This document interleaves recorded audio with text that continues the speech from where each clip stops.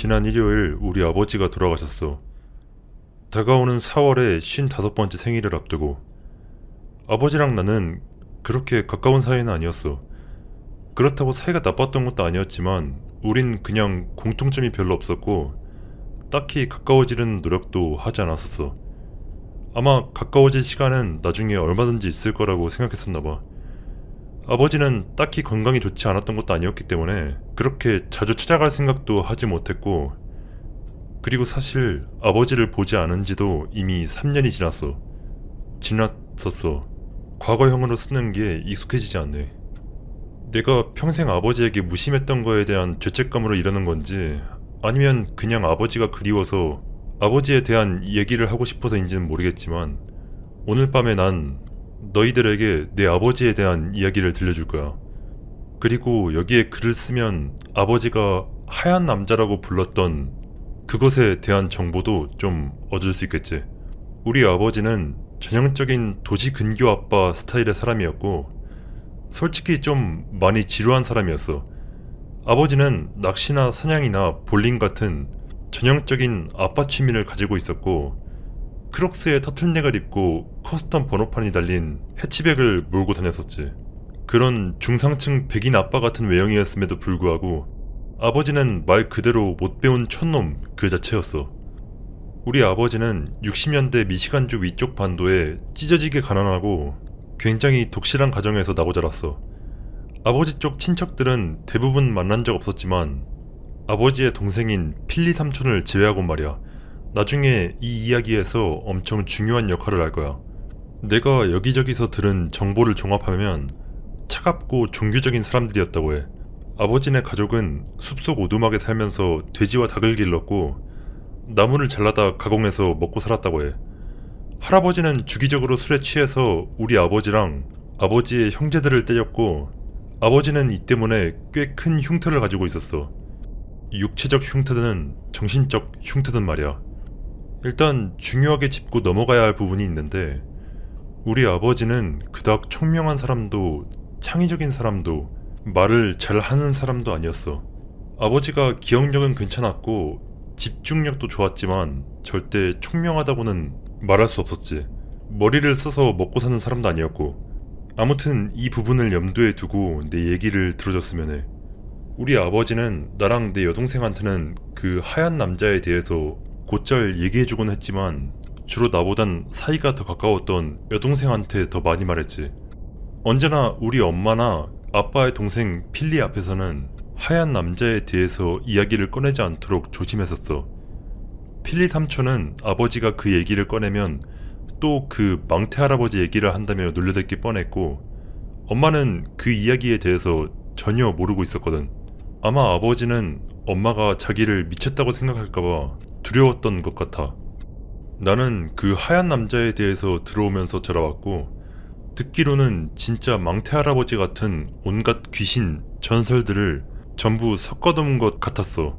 하얀 남자는 형상을 변화할 수는 있었지만 색깔을 바꾸는 건 불가능했고, 그의 기본 모습에서 그는 어렴풋이 사람의 형상을 하고 있었지만 특징 같은 게 존재하지 않았고, 그럼에도 그는 실제 사람과 동물로 변하는 게 가능했다고 해. 하얀 남자는 늙었지만 멍청하진 않았고, 그럼에도 행동은 사람보단 동물에 가까웠어. 그는 특정 사람을 선택해서 따라다닌 다음 그 사람에게 불운을 가져왔대. 그리고 가장 중요한 건 하얀 남자는 거래를 하는 것을 좋아했다고 해. 하얀 남자가 사신이나 그런 건 아니었지만 그는 포식자였고, 사람이 죽기 직전이나 다쳤을 때 그 사람의 앞에 나타난다고 해. 우리 아버지가 처음 그 하얀 남자를 만난 것도 바로 그런 때였고, 1월의 어느 날 우리 아빠랑 필리 삼촌은 사냥을 하러 숲으로 떠났었어. 아빠랑 필리가 각각 10살, 9살쯤 먹었을 때였을 거야. 필리 삼촌이 동생이어도 리더 역할을 했었다고 해. 그들은 평소보다 더 깊은 숲속으로 들어갔고 빠르게 어두워지는 바람에 방향 감각을 잃고 길을 잃어버렸어. 그들은 밤을 보낼 만한 장비도 전혀 갖추고 있지 않았었기 때문에 처음엔 가벼운 오후 사냥으로 시작된 것이 금세 목숨까지 위험해질 수 있는 일이 되어버리고 말았지. 거기에 더해 일은 악화되어 가기 시작했어. 필리 삼촌이 밟고 있던 땅이 아래로 푹 꺼져버렸던 거야. 알고 보니 그들은 어둠 속에서 눈으로 덮여있던 얼어붙은 연못을 차마 보지 못하고 그 위로 걸어갔었고, 두 꼬맹이들을 지지하기엔 얼음이 너무 약했던 거야. 우리 아버지는 내가 아까 말했듯이 살짝 모자란 사람이어서 무슨 일이 있는지 알아차리고 동생을 구하려고 시도하기까진 좀 시간이 걸렸었어.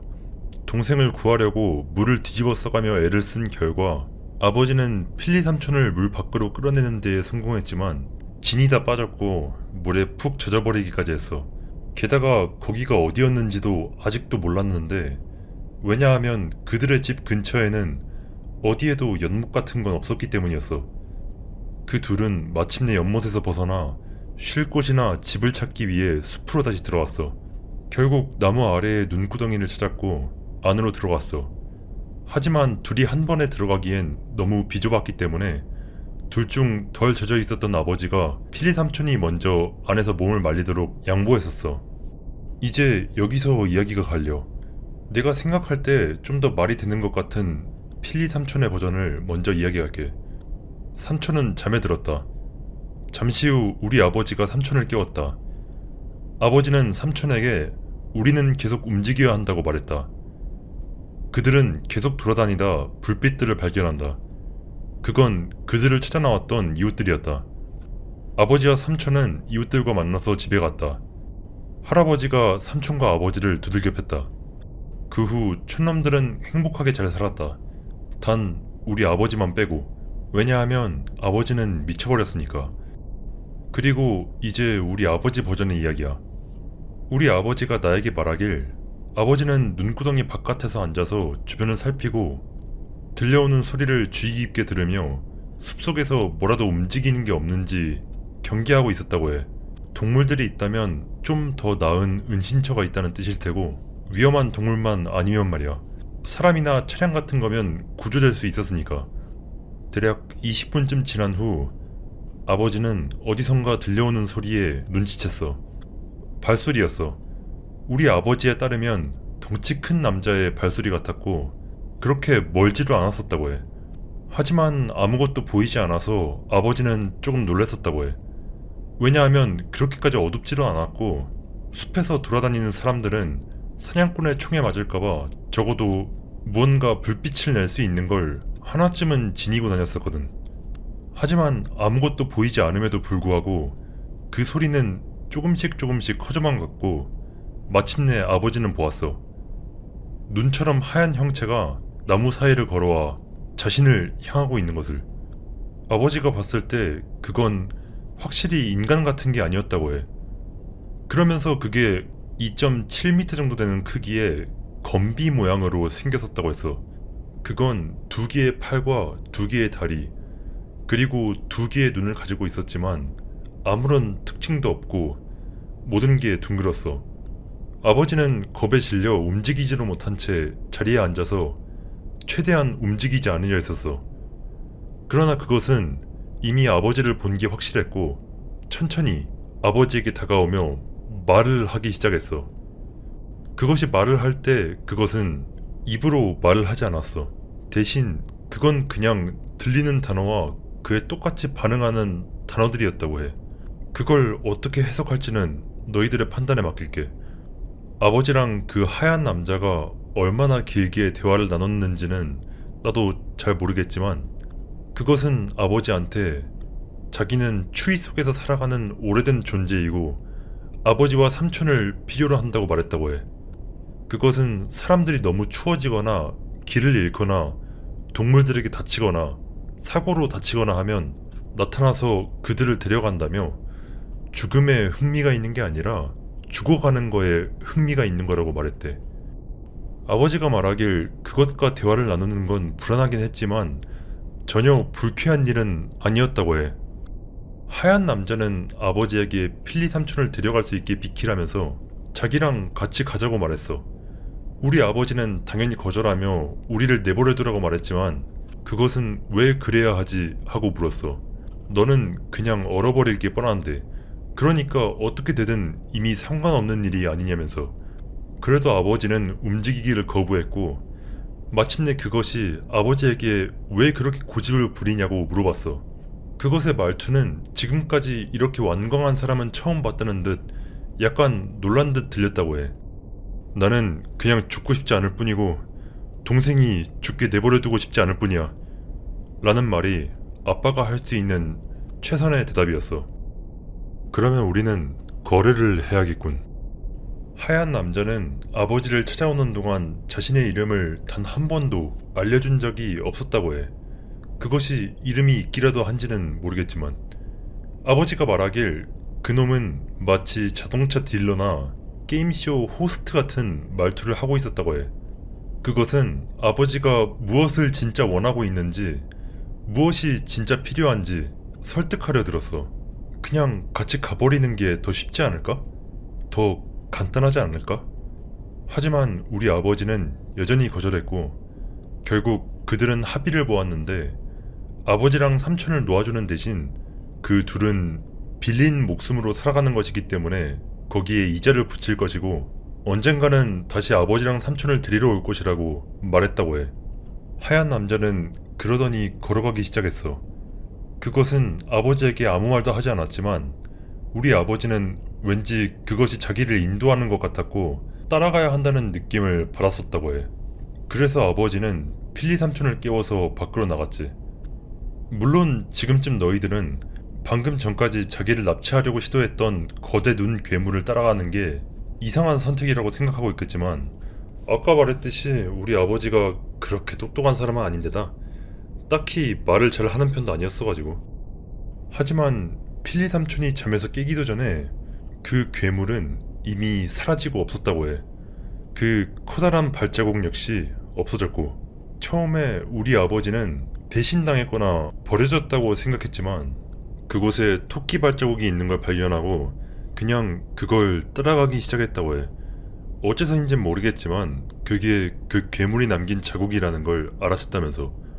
따라가는 도중에 이따금씩 아버지는 새하얀 토끼를 지나가듯 보았고 그리고 그때 아버지는 그놈이 형상을 바꿀 수 있다는 걸 눈치챘어. 잠시 후 아버지와 삼촌은 저 멀리 이웃들의 손전등 불빛을 발견하고 그 방향으로 향했다고 해. 당연히 꼬맹이일 때의 나에게는 이 이야기가 훨씬 무서웠었고 그리고 내가 쓰다가 놓친 디테일도 분명히 몇 군데 있을 거야. 하지만 심지어 내가 어렸을 때도 나는 이 이야기의 플롯에 구멍이 있다는 걸 눈치챘었고 억지로 끼워 맞춘 것 같다고 느끼긴 했었어. 우리 엄마도 언제나 엄마가 어렸을 때 살았던 집이 귀신에 들렸었다는 얘기를 하면서 그와 동시에 우리에게 귀신은 존재하지 않는다고 얘기했었으니까 나는 그거랑 비슷한 맥락이었을 거라 생각했었어. 지어낸 얘기 같은 거일 거라고. 계속하기 전에 몇 가지 이야기해두고 싶은 게 있어. 첫 번째로 나는 우리 아버지의 이야기를 별로 믿지 않아. 아버지는 철석같이 믿고 있었지만 나는 그냥 이 얘기를 하면 누군가가 어디 구글에도 나오지 않는 미시간 북부 로컬 전설 같은 걸 들고 튀어나와서 아버지가 이 얘기를 어디서 베껴온 건지 구구절절 논파해줄 줄 알았어. 그리고 다음으로 말하고 싶은 건 우리 삼촌. 아까 말했듯이 아버지 버전의 이야기는 개구라일 거라고 생각하고 있고 이 이야기를 해달라고 하면 그냥 길을 잃어서 거의 죽을 뻔했다가 결국 집에 돌아와서 먼지나게 맞았다고 할 뿐인 그 삼촌이 딱 몇 가지 아버지 버전의 이야기에 동의하는 게 있는데 바로 토끼 발자국이 있었다는 사실이야. 거기에 더해 심지어 발자국이라고 하긴 좀 그렇고 그냥 눈이 푹 꺼진 것처럼 생기긴 했었지만 그것보다 더 큰 자국도 본 것 같다고 했고 우리 아버지가 발자국을 따라가다 결국 토끼를 마주치기는 했다고도 했어. 하얀색인지 파란색인지 제대로 기억은 하지 못했지만 하지만 그때 당시 삼촌은 별일이라고는 생각하지 않았고 우리 아버지는 또한 그 하얀 남자에 대해서 삼촌한테 전혀 얘기해주지 않았다고 해.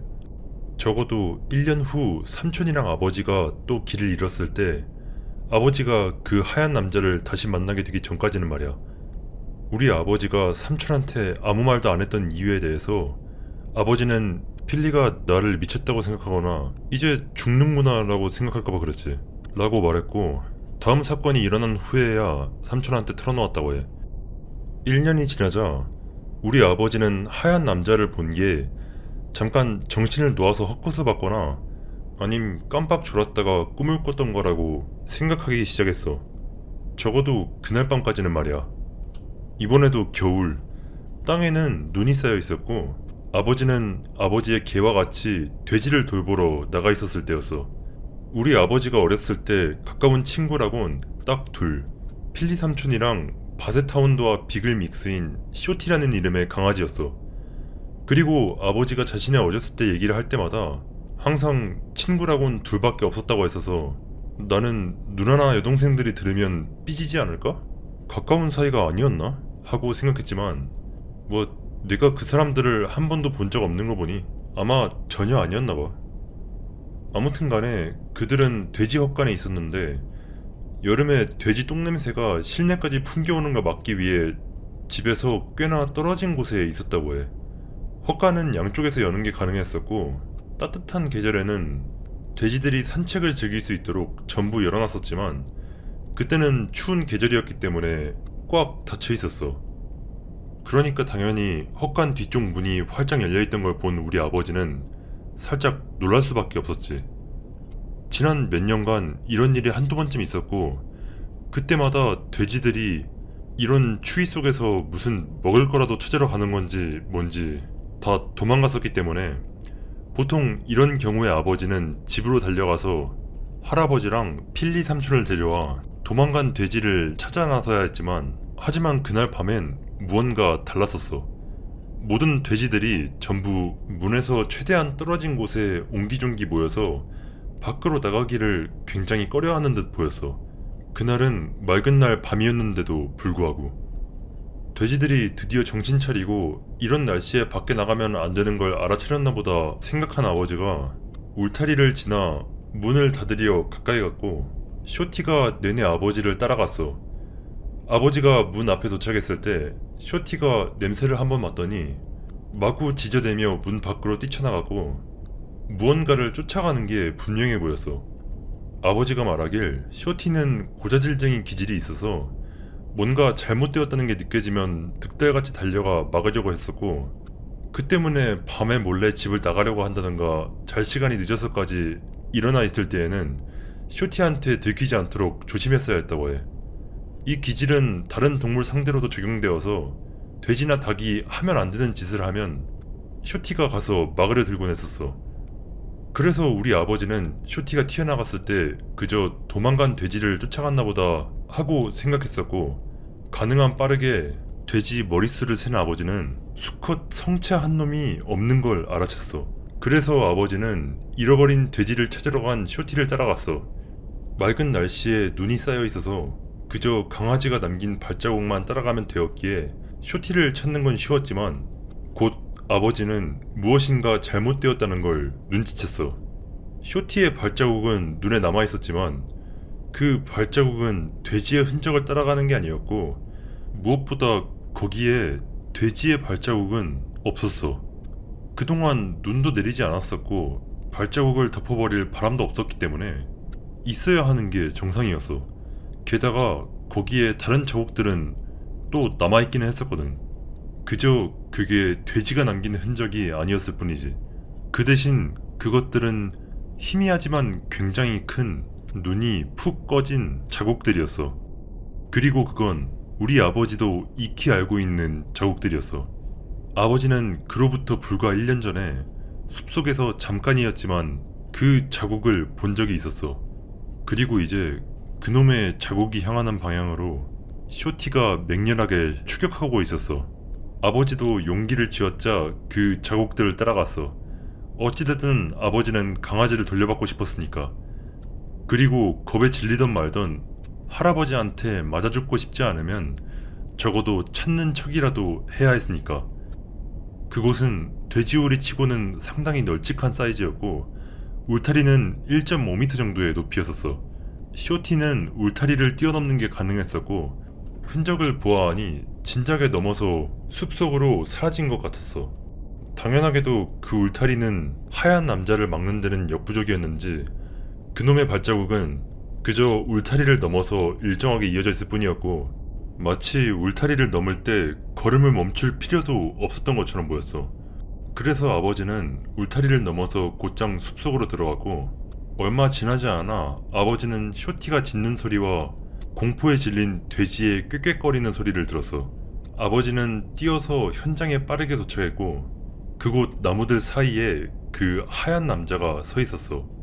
작년보다 살짝 커진 것 같은 그놈은 울부짖으며 몸부림치는 돼지를 한쪽 팔로 들고 있었어. 200km는 좋게 나가는 돼지를 말이야. 그놈과 불과 몇 발자국 떨어진 곳에는 쇼티가 있었어. 온몸에 털을 곤두세우고 이를 드러낸 채 마치 자기가 그 짐승을 구석으로 몰아세운 것 마냥. 아버지와 하얀 남자 사이에는 아무런 대화도 없었고 그저 느낌을 받을 뿐이었어.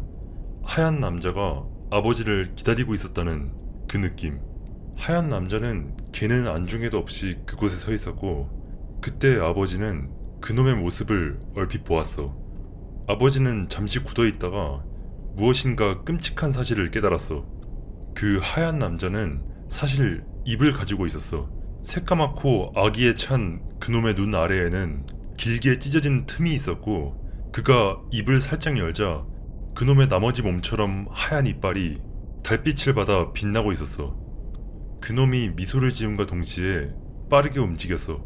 하얀 남자는 소리도 없이 움직여 나무 사이를 이리저리 우아하게 피하며 그저 부드럽게 눈이 밟히는 소리만 남기고 숲속을 달려나가고 쇼티가 따라가려 몇 걸음 내딛었지만 정신을 차린 아버지가 불러세웠어. 그 후 아버지는 훌쩍거리며 쇼티와 함께 집으로 향했어. 당연하게도 아버지는 문제에 휘말렸어. 아버지는 부모님에게 자기가 뭘 봤는지 얘기하지 않을 정도의 주변머리는 있었지만 어찌됐건 돼지는 이렇기 때문에 호되게 혼이 났지. 울음을 멈출 수가 없었던 아버지는 필리 삼촌한테만 실제로는 무슨 일이 있었는지 얘기했다고 해. 울음을 멈추지 않는 아버지를 보고도 필리 삼촌은 그닥 아버지가 하는 말을 믿지 않았지만 아무 말도 하지는 않았어. 필리 삼촌은 결국 우리 아버지가 조현병 증상을 보이는 걸로 치부하고 하얀 남자가 그 증거라고 생각하기 시작했어. 나는 정신병에 대해서는 하나도 모르기 때문에 그 진단이 얼마나 정확한지는 잘 모르겠지만은 아무튼 우리 아버지가 그 하얀 남자를 다시 보게 된 건 그로부터 몇 년이 지난 후였어. 아버지는 직접 보지는 못했다 뿐이지 언제나 그놈이 거기 있는 걸 알고 있었어 라고 주장했었고 그 후 해마다 겨울이 되면 한 번도 빠지는 법 없이 돼지 한 마리나 닭 몇 마리가 하룻밤새 흔적도 없이 사라지곤 했었어. 단지 딱 한 번 어느 해에 지역의 남자애가 숲에서 실종되어서 시체도 찾지 못한 적이 있었는데 그 해에는 농장에서 돼지, 닭 아무것도 사라지지 않았다고 해. 하얀 남자는 한 번도 아버지에게 피해자들을 직접 죽인다느니 먹는다느니 하는 얘기는 하지 않았지만 하지만 그놈이 뭘 가져갔는지 생각해본 우리 아버지는 쉽게 알아챌 수 있었다고 말했어. 뾰족한 이빨도 그렇고 그놈이 채식주의자가 아니었다는 건 확실했지. 아버지가 16살이 되었을 때 아버지는 하얀 남자를 다시 만났어. 나이가 정확히 기억나는 걸 보니 아버지가 운전을 막 시작했던 때였던 것 같아. 늦은 밤 아버지가 운전해서 귀가하고 있을 때였어. 아버지는 근처 주유소에서 일을 했었고 가끔은 늦게까지 집에 못 들어가는 날도 있었다고 해. 아버지가 일도 열심히 잘 하고 요리도 끝내주게 하는 등 자신만의 스킬과 재능이 있었지만 운전은 그중 하나가 아니었어. 더군다나 한겨울 빙판길에서 하는 운전은 더더욱. 아버지는 운전을 무서워했었어. 미끄러지거나 들이박을까봐 늘 겁에 질려 있었고 항상 굉장히 느리고 조심스럽게 운전을 했었어. 아버지는 한 번도 우리에게 윽박지른 적이 없었지만 우리가 차 안에서 너무 크게 떠들거나 라디오 볼륨을 지나치게 높이거나 하는 등 아버지를 긴장하게 만드는 일을 하면 화를 냈었어. 이걸 염두에 두면 앞으로 내가 할 이야기가 그렇게 놀랍진 않을 거야. 아버지가 사고를 냈어. 정정할게. 아버지는 사고 난 누군가를 도와주려고 멈추다가 사고를 냈어. 하지만 사고는 사고지. 다른 차는 아버지가 살던 집으로 향하는 통행이 거의 없는 도로에서 미끄러져 도랑으로 빠져 있었어. 그리고 그걸 보고 도우려고 멈추다가 어떻게 한 건진 모르겠지만 원래 도우려던 차보다 더 심하게 사고를 내고 말았어. 아버지는 나무를 들이받아 차는 대파되고 아버지는 다리를 다치고 말았어. 다른 차의 운전자가 나와서 아버지를 도우러 왔고 아버지가 마을까지 걸어갈 상태가 아니라는 걸 깨달은 그 운전자는 자기 혼자 마을까지 걸어가서 도움을 요청하기로 결정했어. 우리 아버지는 그에게 감사를 전했고 그 운전자는 길을 떠났어. 거긴 주변에 아무것도 없는 시골 촌구석인데라 눈까지 왔지만 아버지의 계산에 따르면 주유소까지 가서 도움을 요청하는데 1시간이 채 안 걸릴 테고 그리고 도와줄 사람을 구해 여기까지 도착하는데 또 1시간이 걸릴 테니까 그러니까 2시간만 있으면 집이나 병원으로 향하는 난방 빵빵한 레카 조수석에 앉아있을 수 있게 될 터였다. 그땐 막 자정을 지난 참이었고 아버지는 손목시계를 가지고 있었기 때문에 어둠 속에서 벌벌 떠는 와중에 틈틈이 시간을 확인할 수 있었어. 1시가 지나고 2시가 지나고 3시 4시 아버지는 어느새 잠이 들었고 크고 묵직한 남자의 발소리 같은 소리에 덜덜 떨면서 잠에서 깼어.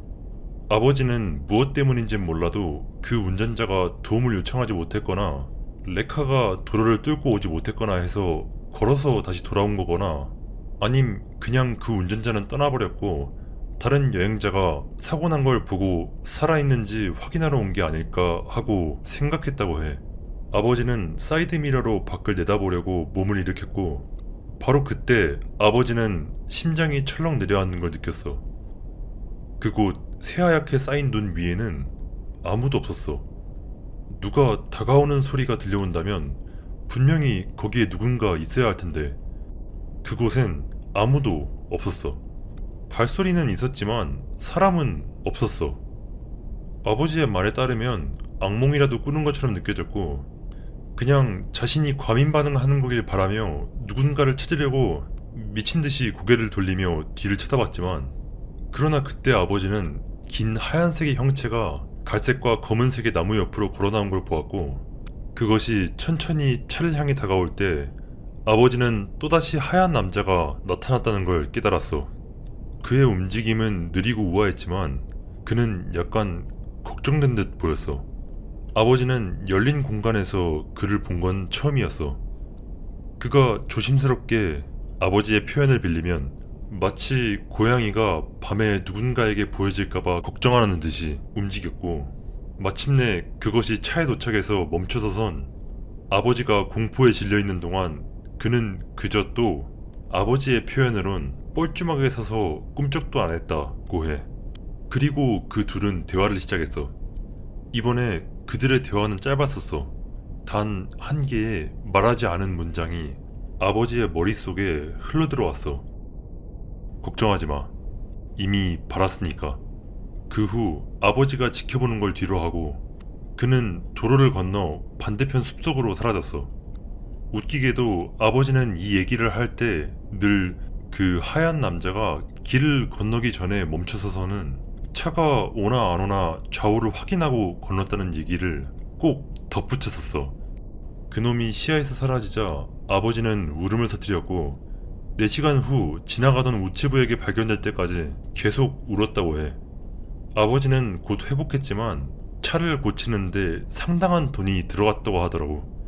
아, 다른 운전자? 그 사람은 더 운이 없었지. 그 사람은 그냥 다시는 발견되진 않았어. 마을까지도 못 갔다고 하더라고. 수사가 시작되었지만 결국 그 사람이 어디로 사라졌는지에 대한 결정적인 단서는 찾지 못했어. 일단 말해두겠는데 명확하게 기억나는 이야기는 방금 했던 이야기가 아마 마지막일 거야. 앞으로 할 얘기들은 내가 아버지한테 들은 지 10년은 넘은 이야기들이라 살짝 흐릿하거든. 왠진 몰라도 우리 아버지는 그 하얀 남자가 겨울에 귀속되어 있다는 걸 알아차렸어. 물론 뭐 눈이 쌓였을 때만 출몰하는 하얀 괴물이니까 누가 봐도 그렇겠지만은 진짜 문제는 미시간 북부는 겨울이 길었다는 거지. 이렇다 할 사건 없이 몇 년이 더 지나갔고 하얀 남자는 매년 겨울마다 와서 무엇인가를 가져가긴 했지만 쇼티를 데려간다던가 우리 할머니를 데려간다던가 하는 건 아니었어. 우리 아버지는 18, 19살이 되어서 독립할 준비를 하고 있었고 대학은 가지 않았어. 집이 가난했던 탓도 있었지만 만약 아버지를 대학에 보낼 돈이 있었다 한들 대학이라는 개념을 받아들이지 못했던 내 할아버지가 반대했었을 거야. 이제 남자가 된 아들들에게 할아버지는 옵션을 제시했어. 농부, 신부, 나무꾼, 노동자. 이 중에 하나 고르던가 아니면 나가서 다시는 돌아오지 않거나. 필리 삼촌의 영향으로 둘 다 후자를 골랐다고 했지만 분명히 우리 아버지도 지긋지긋한 겨울에서 벗어나고 싶었을 거야.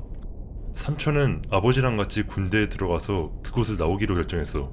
베트남전이 최근에 막 끝난 참이었고 나중에 삼촌은 뭐 어디 눈이라곤 찾아볼 수 없는 따뜻한 지방에 배치되는 줄 알았었다고 농담을 했었지. 하지만 그 둘은 알래스카나 러시아로 보내졌다 라고 한다면 재밌었겠지만 현실은 좀 더 시시했어. 둘은 기본적인 훈련은 무사히 수료했지만 둘 다 전쟁터에 나가보진 못했어. 필리 삼촌은 선천적인 장애 때문에 복무 부적격 판정을 받아서 진작에 제대를 했고 아버지는 남아있었지만 복무 내내 아무것도 안 하다가 계약이 끝나버렸어.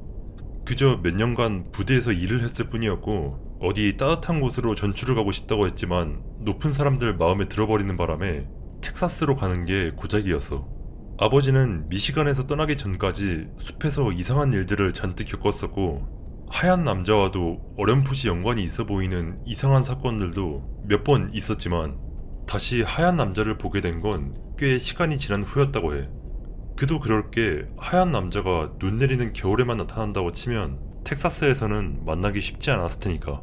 하지만 아버지의 계약상 복무기간이 끝나기 시작할 무렵 아버지가 복무했던 지역에 눈을 동반한 폭풍이 몰아쳤고 부대에서 눈을 상대할 줄 아는 몇 안 되는 사람 중 하나였기 때문에 아버지는 눈폭풍이 불어오는 와중에 많은 시간을 밖에서 보내야만 했어. 그리고 얼마 지나지 않아서 아버지는 그 하얀 남자가 다른 지역까지 올 수 있다는 사실을 깨닫게 돼. 폭풍은 이틀 동안 지속되었는데 그 두 번째 날 아버지가 일찌감치 일어나 부대 내에서도 좀 동떨어진 곳에서 길과 도로에 제설 작업을 하고 있을 때였어.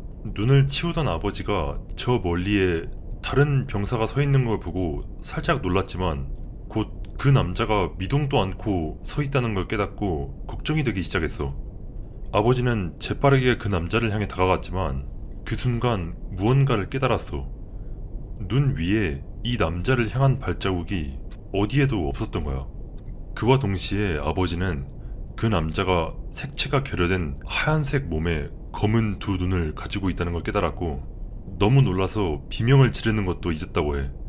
그러면서 아버지는 놀라서 새하얗게 질리는 바람에 자기 얼굴도 하얀 남자만큼 하였을 거라고 덧붙였어.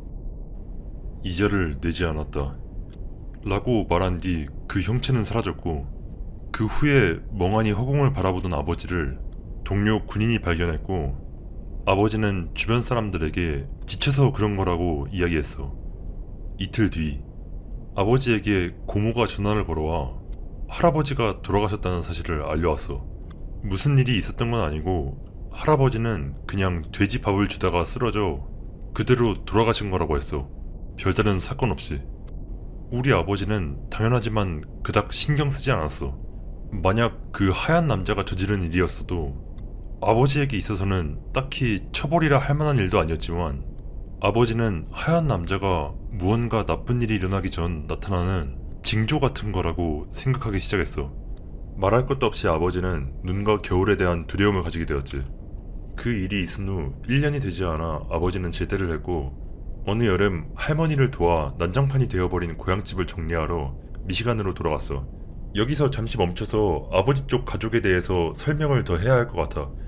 내가 그쪽 가족은 거의 만나본 적이 없고 오래된 가족 사진이나 아버지가 들려준 이야기로만 알고 있다는 걸 염두에 뒀으면 좋겠어.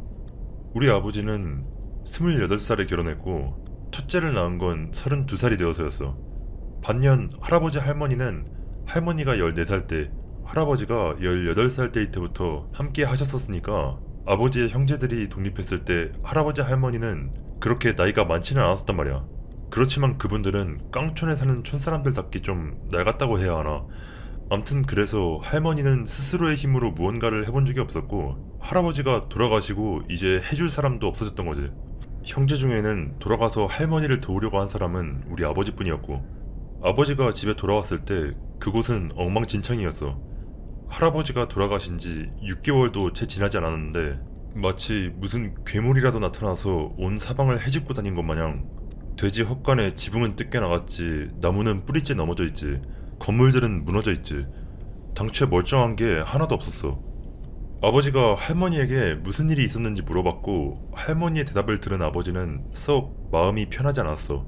아버지랑 필리 삼촌이 떠났던 그해 어느 날 호수 쪽에서 바람과 눈을 동반한 거센 폭풍이 몰아쳤었는데 그날 밤 잠에서 깬 할아버지 할머니는 헛간의 지붕이 마치 참치깨 따듯이 까여있고 돼지들이 사라지거나 죽어있는 걸 발견했어.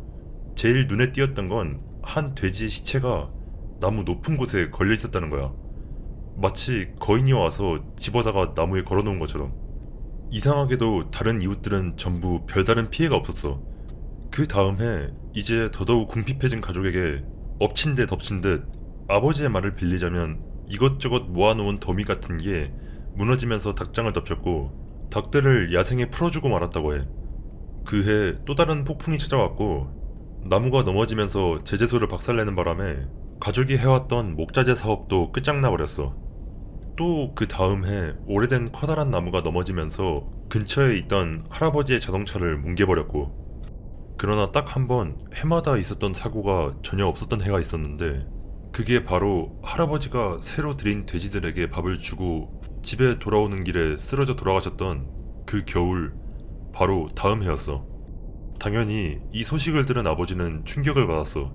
물론 아버지가 할머니한테 그건 하얀 사람이 그런 거예요 라고 한 것도 아니고 그걸 하얀 사람의 짓이라고 완전히 믿는 것도 아니었지만 아버지의 마음 한구석에선 그 사건들이 빚을 제때 받아가지 못한 하얀 남자가 아버지를 찾지 못해서 벌어진 일은 아닐까 하는 느낌이 떠나질 않았어. 아버지는 할머니를 도와 아직 가치가 남아있는 몇몇 물건들은 죄다 팔아버리고 황급히 이사를 갔어. 그러곤 겨울이 돌아오기 전에 미시간을 떠나 겨울에도 따뜻하고 눈도 오지 않는 텍사스로 돌아가고 거기서 아버지는 우리 어머니를 만났어. 아이러니하게도 1년 후 부모님은 1월달에 결혼을 하셨고 거기에 더해 어머니의 생일은 12월이었어. 하지만 우리 아버지는 행복한 일이 겨울에 일어나면 특히 좋아하셨지. 적어도 겨울에 대한 걱정은 잊을 수 있으니. 아무튼 우리 아버지가 어머니를 텍사스에서 만나긴 했어도 어머니가 그곳 출신이었던 건 아니었어. 어머니는 펜실베이니아에서 왔고 어머니의 가족들도 아직 그곳에 살고 있었지.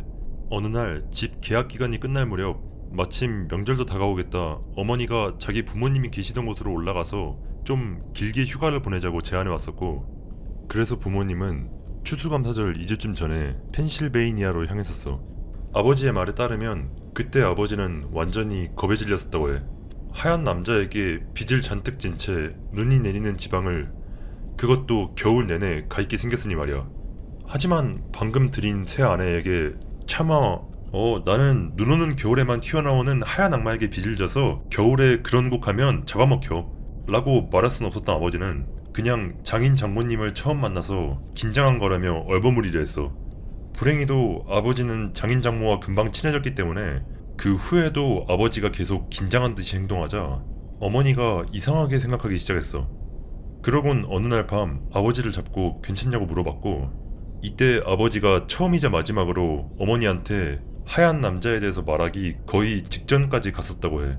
아버지는 어머니에게 악마나 괴물 같은 걸 믿느냐고 물었고 어머니는 믿지 않는다고 대답했어. 그렇다면 어머니를 믿게 만들 수는 있을까라고 묻는다면 그것도 아니었는지라 만약 누군가가 어머니에게 악마를 믿는다고 이야기하면 어머니는 그 사람이 미쳤다고 생각할 게 뻔했어. 대화는 그저 그걸 마지막으로 끝나버렸어. 아버지가 나랑 내 여동생에게 쭉 하얀 남자에 대한 얘기를 해줬던 걸 생각하면 어머니도 하얀 남자에 대한 걸 조금은 알게 되었을 거라고는 생각하지만 한 번도 그 얘기를 직접 꺼내진 않았어. 확실히 시간이 지날수록 어머니는 아버지가 좀 특이한 사람이라고는 생각했지만 뭐 그게 해가 되는 건 아니니까. 일단 다시 이야기로 돌아가자면 그때는 춥긴 했었지만 아직 눈은 내리지 않았었어. 추수감사절 며칠 전 어느 날 밤 아버지는 문득 잠에서 깨어 집 바깥 빙판을 바라보았고 그곳에서 아버지는 무언가를 보았어. 주변보다 살짝 어두운 흐릿하게 사람의 모습을 한 형상이 빙판 위에 서 있던 거야. 이쯤에서 아버지는 겁에 질렸어. 아버지가 지나치게 걱정한 나머지 미쳐버린 거거나 아니면 첫눈이 미쳐 내리기도 전에 그놈이 찾아와서 아버지를 조롱하고 있었던 거야. 이 일 때문에 며칠 뒤 추수감사절 당일에 실제로 눈이 내리기 시작하자 아버지는 이성을 잃고 말았었지. 우리 외할아버지 외할머니는 큰 가정을 이룬 유복한 분들이었고 명절 때마다 성대한 잔치를 열곤 했었어. 추수감사절은 그 중에서도 제일 큰 잔치였던지라 가족 모두가 몇 주 동안이나 계획하고 준비했었어. 전날 오후가 되자 사람들이 나타나기 시작해서 목요일 오후가 되었을 때 집은 사람들로 가득 찼고 마침 그때부터 눈이 내리기 시작했어. 내 외삼촌이 농담조로 공포영화처럼 눈 때문에 집에 고립되어 버리는 게 아니냐고 말을 꺼냈을 때부터 사건은 시작되었어. 아직 고작 싸랑눈이 살짝 흩날릴 정도였지만 말이야. 아버지는 창문에 딱 붙어 바깥을 내다봤어. 하늘은 회색빛이었고 눈이 사락사락 내리고 있었지. 당황한 아버지는 모두가 앉아서 스포츠 중계를 보고 있던 건 알아보고 않고 채널을 돌려 날씨를 확인하려 했고 물론 이것 때문에 사람들은 짜증을 냈어. 사람들은 아버지가 텍사스에서 왔다는 사실을 알고 있었는데다 아버지가 약간 남부 촌놈 말씨가 있었기 때문에 태어나서 눈을 한 번도 본 적이 없는지 물었지만 어머니가 그건 아니고 미시간 출신이라 눈이라면 이미 봤었지만 그는 그냥 눈을 좋아하지 않을 뿐이라고 대신 대답했어. 패닉 상태에 빠진 아버지를 보고 사람들은 농담을 하거나 이상하게 쳐다봤어.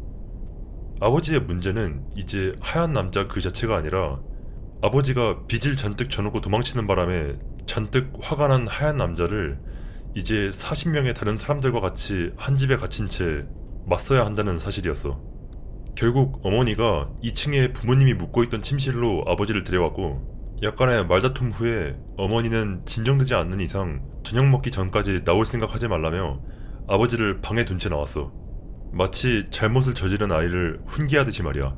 아버지는 순종적인 사람이었기에 그거에 대해서 다투거나 그냥 뛰쳐나갈 생각은 하지 못했고 아버지는 이제 그 작은 공간에 갇혀버린 거나 마찬가지였어.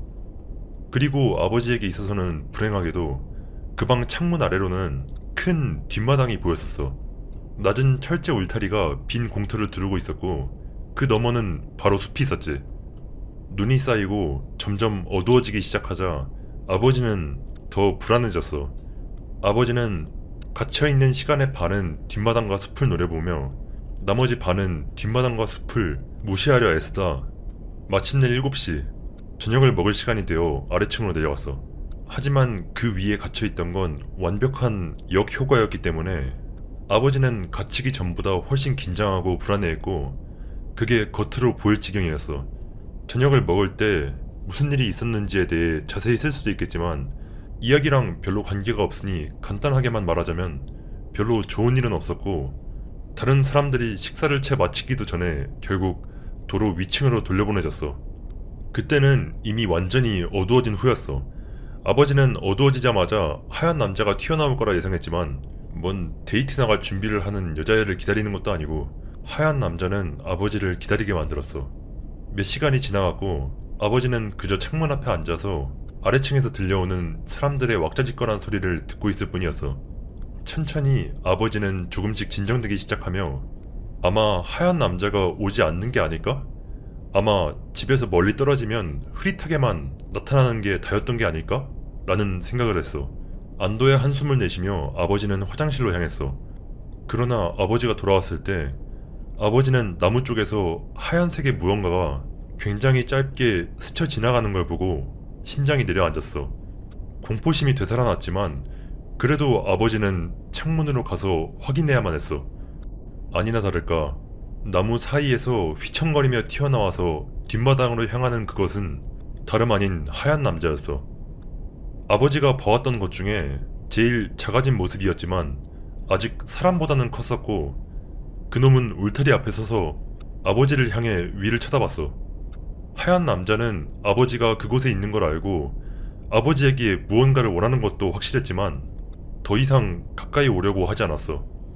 긴 시간 동안 아버지는 그 괴물을 쳐다봤고 아버지가 나올 때까지 거기서 기다리고 있을 게 명확해졌어.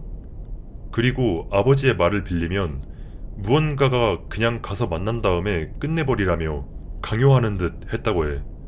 시간이 좀 걸리긴 했지만 결국 아버지는 용기를 끌어모아 그러기로 마음먹었고 아버지는 그놈을 따라가지만 않으면 돼. 그놈이 나를 잡으려고 하면 비명을 지르면 되지.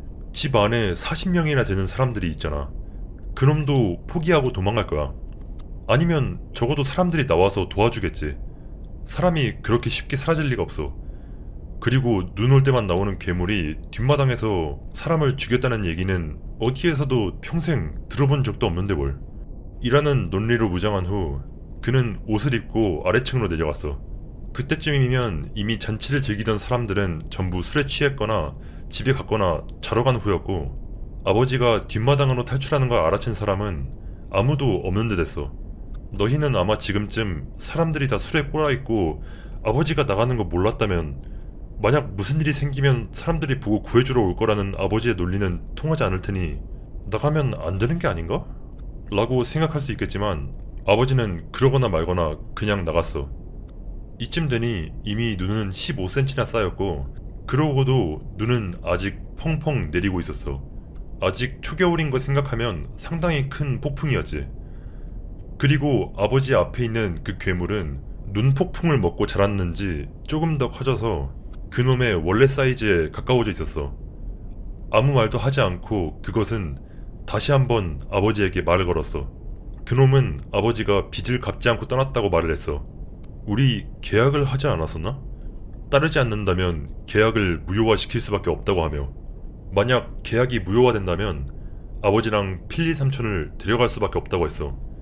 태어나서 처음으로 반발심이 생겼는지 아버지는 그냥 하와이나 브라질 같은 따뜻한 지방으로 옮겨갔을 수도 있지 않냐면서 지적했지만 하얀 남자는 필리 삼촌은 가지 않았고 다른 가족들이나 친구들 역시 가지 않은 걸 안다며 즉시 반박했어. 그리고 결국에 자기는 어디에서든 눈을 내리게 할 수 있다고 덧붙였어. 계약은 피할 수 없었어. 왜냐하면 지금 그 순간에 아버지랑 단 둘이 있는 그놈이 심지어 자기의 영역인 이 눈밭 한가운데에서 아버지를 낚아채가지 않게 막고 있는 건 바로 그 계약밖에 없었으니까. 그 순간 괴물이 아버지를 향해 다가왔어. 하얀 남자는 어떤 사람보다도 훨씬 빨랐지만 그때 갑자기 아버지는 시간이 느려지는 걸 느꼈어. 그 사이 아버지는 무슨 일이 일어나고 있는지 알아챘고 덕분에 그가 아버지의 몸에 미처 손을 대기도 전에 아버지는 그에게 기다리라고 말할 시간을 벌 수 있었어.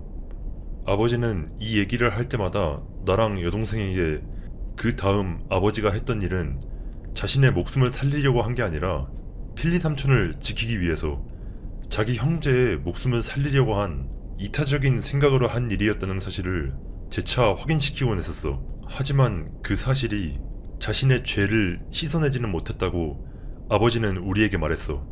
그건 그저 자기가 저지르게 된 일에 대한 변명일 뿐이라고 덧붙이면서 하얀 남자는 아버지에게서 뒤로 물러나더니 기다렸어. 그리고 마치 그가 미소를 짓고 있기라도 한 것처럼 그의 입술이 살짝 열렸어. 그는 아버지가 무슨 생각을 하고 있는지 알고 있었어. 만약 내가 너랑 다시 거래를 한다면? 우리 아버지가 물었어. 아주 대단한 조건을 걸어야 하겠지. 그게 그놈의 대답이었어. 아버지는 잠시 동안 생각해봤지만 떠오르는 게 아무것도 없었어. 일을 어렵게 만들고 싶었던 건 아니었지만 그냥 아버지는 자기가 희생할 만한 것 중에 하얀 남자의 흥미를 끌만한 것이 도무지 생각나지 않았을 뿐이었어. 이것을 이해한 하얀 남자가 아버지에게 무엇인가를 제안해왔어. 네가 직접 나한테 이자를 주도록 하는 건 어때? 내가 직접 가져가게 해줘. 이 얘기를 듣고 아버지는 동의했어. 아버지는 허용했어. 아버지는 거의 10년에 걸쳐서 쌓인 빚을 청산할 수 있는 무언가를 하얀 남자가 직접 가져갈 수 있게 했어. 아버지는 그게 본인을 데려가겠다는 의미로 짐작했었어. 하얀 남자가 그냥 자기를 데려가고 필리 삼촌한테 나머지 빚을 갚아나가게 할 거라고 생각했었어. 하지만 그 대신에 그 괴물은 그저 자신의 입을 조금 더 넓게 벌릴 뿐이었어. 거래가 성사되었다. 그 이상의 말은 없었고 그 짐승은 그저 뒤돌아 숲을 향해 갈 뿐이었어. 그가 눈에 남긴 옅은 자국이 순식간에 새 눈에 덮여갔었어. 조금 당황하고 상당히 걱정된 채 아버지는 집 안으로 돌아갔고 조금씩 점점 불안해지기 시작했어. 마음속 한구석에서 아버지는 자신이 끔찍한 실수를 저질렀다고 확신했었어. 그 실수가 명확해진 건 그로부터 몇 주 뒤 우리 어머니가 굉장히 아프기 시작했을 때였어. 결국 어머니는 병원으로 급히 이송되었고 그곳에서 의사들이 어머니의 몸속에 유산된 태아가 나오지 못하고 걸려 심각한 감염을 초래했다는 사실을 알아냈어. 어머니는 그때 거의 목숨을 잃을 뻔했고 몇 년 후 내가 생기기 전까지는 불임이 되어버린 줄 알았었다고 해. 우리 아버지는 당연하게도 언제나 자신을 원망했어. 어머니한테는 한 번도 말하지 않았지만 아버지는 그저 미안하다고만 되뇌고 또 되뇌었다고 해.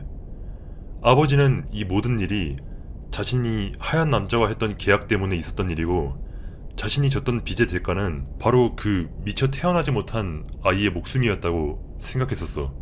아이러니하게도 그 사건이 혹시 또다시 몸이 안 좋아질 때를 대비해 부모님과 어렸을 때부터 봐왔던 담당 의사 근처에서 있고 싶다면서 우리 어머니를 친정에 가까이 머물도록 만들었고 아버지도 마지못해 동의했어.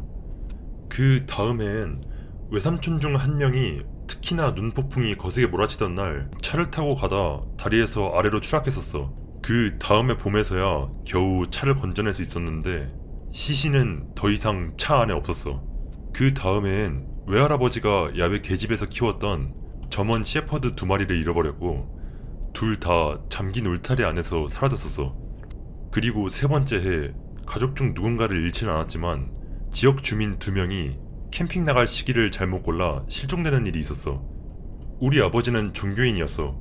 무슨 일이든지 간에 잘 풀리는 일이 있으면 예수나 하나님에게 감사했고 비슷한 느낌으로 뭔가 제대로 되는 일이 없을 때 특히나 그게 추운 날씨일 때 벌어진 일이면 아버지는 반드시 하얀 남자의 탓으로 돌리곤 했었어.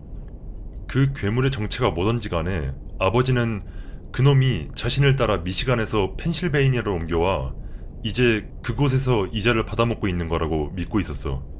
그 논리에 대해서는 나도 평생 완벽하게 이해하진 못했어. 그놈은 이 짓을 전 세계적으로 하는 걸까? 아니면 아메리카 대륙에서만? 겨울에 실종되었던 사람들이 사실 전부 다 하얀 남자의 피해자였던 게 아니었을까? 아니면 아버지 근처에 있는 사람들만? 그놈이 진짜 아버지만을 위해서 대륙을 횡단했던 걸까? 언젠가 나는 아버지에게 그중 몇 가지를 물어봤었지만 아버지 역시 답을 알지 못했어.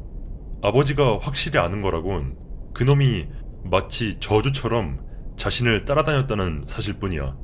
아버지가 그 다음으로 하얀 남자를 만났던 건 내가 태어나기 바로 전 겨울이었어.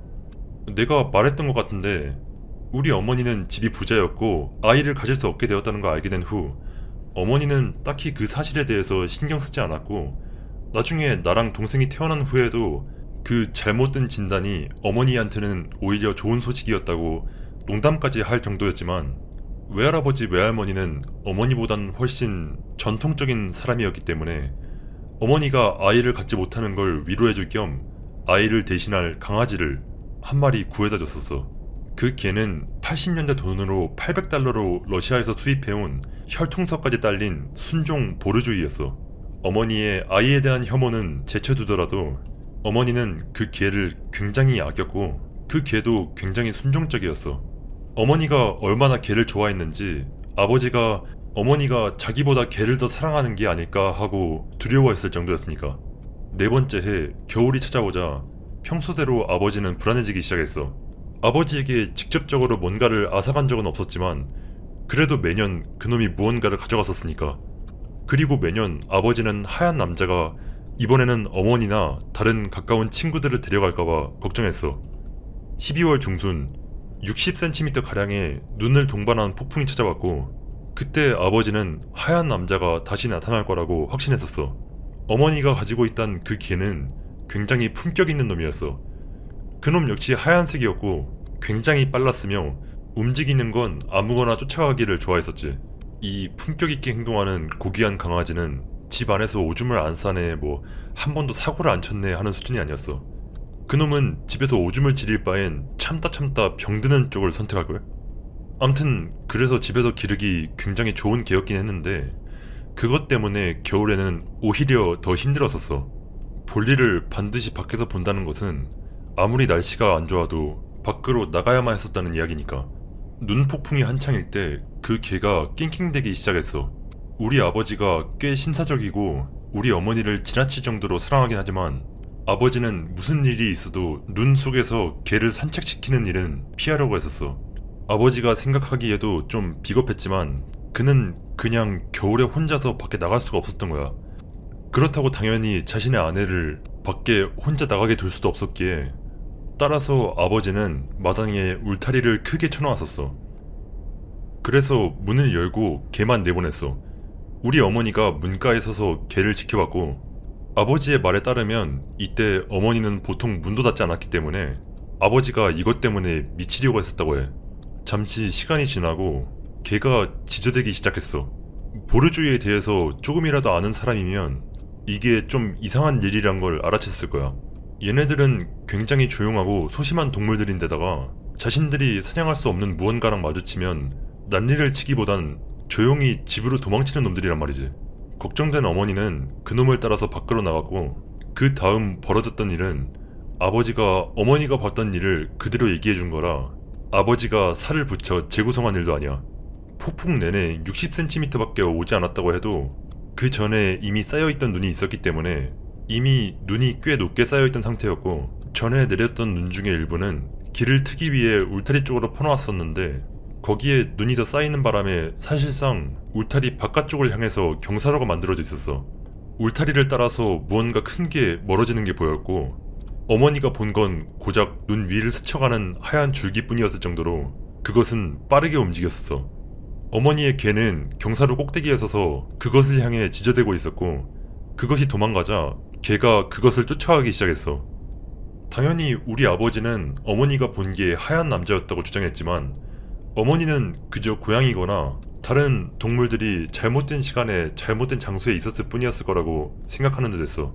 그게 뭐였던 간에 걔는 이제 사라지고 없었지. 어머니는 걔가 사라졌다고 찾으러 가야 한다고 소리치며 뛰어들어왔고 무언가를 쫓아갔다며 금방 찾지 않으면 밖에서 얼어 죽고 말 거라고 했지만 아버지는 온갖 변명을 생각나는 대로 끄집어내며 쫓아가기를 거부했어. 여보, 금방 돌아올 거야. 자기야, 우리 목숨까지 걸어야 할 정도는 아니잖아. 다시 돌아올 수 있도록 문을 열어놓으면 되지. 하지만 어머니는 이 어떤 말에도 넘어가지 않았고 지금 당장 자기와 같이 가지 않으면 혼자서라도 걔를 찾으러 갈 거고 돌아오면 두고 보자고 말했어. 만약 돌아올 수 있다면 말이지. 아버지가 덧붙였어. 아버지에 따르면 바깥은 너무 위험했으니까. 죄책감 작전은 언제나 아버지에게 잘 먹혀들었고 아버지는 곧 깊은 한숨을 내쉬곤 옷을 입고 어머니랑 같이 밖으로 나갔어. 어머니는 목줄이랑 소리나는 장난감을 들고 있었고 아버지는 장전된 산탄총을 들고 있었어. 아버지의 말을 빌리면 혹시 모르니까. 그리곤 부모님은 내리는 눈 때문에 빠르게 덮여지고 있던 개의 발자국을 따라가기 시작했어. 그곳에 무언가 다른 종류의 발자국이 섞여 있음을 깨닫기 시작한 아버지의 배가 뒤틀리기 시작했어. 쭉 이어지는 희미한 푹 꺼진 자국들. 정체를 아는 사람들한테만 발자국으로 보이는 바로 그 자국. 아버지는 그 멍청한 개를 따라서 사자굴로 기어들어가게 생겼다는 걸 깨달았지만 어머니를 들쳐매고 집으로 달리지 않는 이상 별다른 방도도 없었기 때문에 아버지는 그냥 어머니 뒤에서 터덜터덜 걸어갈 뿐이었어. 조금씩 겁에 질린 아이가 된 기분을 느끼며 특히 발자국이 숲으로 그들을 인도하기 시작한 후에는 더더욱. 우리 아버지는 날씨 때문에 북부지방을 싫어했고 사냥을 좋아했어도 숲에 가는 건 그닥 좋아하지 않았어. 아버지는 펜실베이니아의 숲을 특히나 싫어했어. 거긴 대부분의 다른 숲과는 달라. 아버지가 말했었어. 그쪽 숲은 텅 비었어. 그리고 조용해. 숲속으로 점점 깊이 들어가면 들어갈수록 발자국이 더 선명해지기 시작했어. 발자국에 눈도 좀 덜 덮여 있었고 발자국은 뛰는 모양에서 걷는 모양으로 바뀌어 있었어. 어머니는 개의 이름을 불렀고 이따금씩 장난감을 눌러 소리도 내며 바로 이 앞만 돌아가면 개가 있을 거라고 아버지를 설득시키려 했어. 그 후 한참을 걸었고 여기까지 오는 게 가능하긴 했나 싶을 정도로 숲속 깊은 곳까지 들어가기 시작했어. 아버지는 나에게 마치 꼬맹이였을 때 그때로 돌아간 것만 같았다고 말했었어. 익숙하지 않은 숲에서 영원히 헤매있는 듯한 그 느낌. 마침내 아버지는 집으로 돌아가도록 어머니를 거의 설득할 뻔했지만 바로 그때 그들은 마치 다친 개가 내는 것 같은 낮은 낑낑거리는 소리를 들었어. 어머니는 뒤를 돌았고 들고 있던 손전등에 아주 잠깐 동안 눈 위 하얀색 털이 스쳐 지나가는 걸 발견했어. 어머니가 개의 이름을 부르고 장난감을 쥐어짜면서 달려나갔고 그 뒤엔 아버지가 그 자리에 얼어붙은 채 서 있었어. 아직 어머니를 따라가지 못한 채. 왜냐하면 그때 아버지는 발자국들을 내려다보고 있었기 때문이었어. 거기엔 우리 어머니 그리고 아버지의 발자국이 있었고 또 개의 발자국도 있었지만 그곳에 더 이상 그 희미한 푹 꺼진 자국은 없었어. 지금까지 쭉 이어져 왔던 자국이 이 앞으로는 계속되지 않았어. 아버지는 돌아오라며 어머니를 불렀지만 대답이 없었어. 아버지는 어머니의 소리를 들을 수 있었지만 어머니는 아버지의 말이 들리지 않는 듯 했어. 그리고 그건 이제 달려서 쫓아가야 한다는 뜻이었지. 한 걸음 한 걸음 내디딜 때마다 어머니는 딱 아버지에게는 보이지만 아버지의 목소리는 들리지 않는 만큼만 멀어졌고 그리고 그들이 걷는 길은 차츰차츰 그들을 집에서 점점 멀어지게 하고 있었어. 그 당시 부모님은 막 그 지역에 들어서기 시작한 교회 주택단지에서 살고 있었는데 부모님의 사유지가 있고 그 뒤에 뒷마당이 있는 형태에 그 너머에는 또 다른 뒷마당과 그리고 길거리 그 후 그 너머에 있는 공사장과 들판들을 지나면 마침내 수십만 평의 사실상 아무도 손대지 않은 숲이 광활하게 펼쳐져 있었어. 거기서 좀 더 멀리 간다면 더 많은 들판과 오래된 농장들을 만날 수는 있겠지만 하지만 그거 말고는 수 킬로미터는 계속되는 야생뿐이었고 또 다른 큰 동네는 없었어. 거기선 길을 잃어도 금방 발견되지 못할 가능성이 굉장히 높았어. 다음 있었던 일은 어머니가 아버지에게 얘기한 걸 내가 최대한 잘 설명해 본 거야. 이따금씩 어머니는 그 개의 모습을 언뜻 보았다고 해. 딱 눈처럼 하얀 그놈의 실루엣 정도만, 혹은 그놈의 털북숭이 꼬리 정도만. 어머니가 포기하려고 할 때마다 그곳엔 개가 있었어. 하지만 결국에 마지막으로 어머니는 그놈을 놓치고 말았어. 그러던 그때 어머니는 무언가 부러지는 소리를 들었고 뒤이어 개가 깨갱거리는 소리가 들렸어. 그 소리는 너무나도 익숙했지. 그 소리는 바람에 실려왔다고 어머니가 말했어. 그리고 높은 소리였던 데다 거리가 있어서 정확히 그 소리가 들려온 위치를 알아내기란 불가능했었어. 그리고 아무것도 없었어. 흔적은 끊겼고 더 이상 새로운 발자국도 없었어. 그 개는 어머니가 아무리 불러도 다시는 모습을 드러내지 않았어. 마침내 아버지가 따라잡았고 아버지가 말하길 흔적이 계속되기는 했는데 어머니는 그저 자기가 뭘 보고 있는지 이해하지 못했던 거라고 했어. 그러면서 영원히 이해하지 못하길 바란다고 덧붙였어. 개 발자국이 끊긴 그곳엔 또다시 그 푹 꺼진 자국이 나타나 있었거든. 몇 분 동안 둘이 주변을 확인한 결과 그들은 그곳에서 개목걸이를 발견했어. 끊어진 채 이상할 정도로 높은 가지에 걸린 채로. 당연히 우리 어머니는 개가 나뭇가지에 걸려서 목줄을 끊고 영영 사라져버린 거라고 생각했지만 아버지는 그걸 신호라고 받아들였어. 이번 해의 빚이 지불되었다는 신호로. 추격에서 나왔던 아드레날린에 가시자 우리 부모님은 그제서야 본인들이 얼마나 지쳤고 집에서 얼마나 멀리 떨어져 있는지 깨닫기 시작했어. 그때쯤에 어머니가 흐느끼기 시작했어. 개를 쫓아가기엔 이미 너무 늦었고 어두웠던 데다 그 개가 얼마나 빠르고 멀리 달릴 수 있는지를 생각해보면 다시는 그 개를 보지 못할 거라고 생각했기 때문이었어. 물론 그 괴물이 채갔다는 건 꿈에도 몰랐지. 아버지도 울고 있었어. 이제 아마도 길을 잃었는 데다 아마도 무언가가 그들을 지켜보고 있을 거란 걸 알고 있었기 때문이었어. 그 후 한두 시간 동안 이곳저곳 헤매이다 집으로 돌아왔어. 시간 감각을 잃을 때까지 걷다가 익숙한 지형을 발견하고 결국에 돌아오는 데 성공했었지. 돌아오는 그 몇 시간은 우리 아빠가 말하길 자기 인생에서 가장 무서웠던 경험 중 하나였다고 했어. 아버지는 마치 포식자에게 추적당하는 사냥감이 된 기분을 느꼈다고 했었고, 한 발자국만 삐끗하면 어이쿠 계약을 하셔야겠네요 하고 튀어나올 것만 같았다고 했어. 얼마간은 빚을 잘 지불해 왔었지만 하얀 남자가 하는 말을 완벽하게 신뢰하는 건 아니었기에 아버지의 마음속엔 약간의 의심이 남아있었어. 만약 지나치게 길을 잃는다면 참 안됐네요 하고 바로 잡아먹으려 들 거라 생각했었어. 그래도 결국 부모님은 집까지 무사히 도착했고, 우리 엄마는 이제 감정적으로든 정신적으로든 완전히 지쳐서는 아버지에게 마지막 부탁 하나만 들어달라고 빌었어. 자기가 옷을 갈아입고 긴긴 밤을 보낼 준비를 한 동안 부탁이니까 당신이 가서 혹시라도 걔가 우리보다 앞서서 집에 돌아와서는 울타리 문 근처에서 낑낑거리고 있진 않는지 집 주변을 확인해주면 안 되겠냐고 말이야. 마지못해 아버지는 그러겠다고 말했어. 울타리를 따라 건너편에서 아버지는 그를 보았어. 거대한 하얀색 형체가 달빛을 가로막고 서 있었어. 그는 기다리고 있었어. 또 다른 계약을 하기 위해 기다리고 있었어. 그놈의 하얀색 이빨은 그놈의 완성되지 못한 웃음 속에서 반짝거렸어. 다시 한번 그들은 말없는 대화를 나눴어. 빚에서 해방되고 싶어? 뭐 그렇지. 하얀 남자가 무엇을 제안해 올지에 대해서 굉장히 좋지 않은 예감이 들었음에도 불구하고 아버지는 대답했어. 하얀 남자는 드문 기회라면서 내년을 마지막으로 더 이상 빚은 없을 거라 말했어. 만약 아버지가 마지막 거래에 동의한다면 말이야. 그 거래의 조건은 바로 마지막 해에는 2번 가져가겠다는 거였어. 그의 말투에서 왠지 모르게 아버지는 섬찟함을 느꼈고, 그들이 마지막으로 했던 거래를 생각했을 때 이 조건에 동의하는 게 맞는지 확신이 들지 않았어. 아버지는 잠시 동안 생각을 했고 그러고는 제안을 거절했어.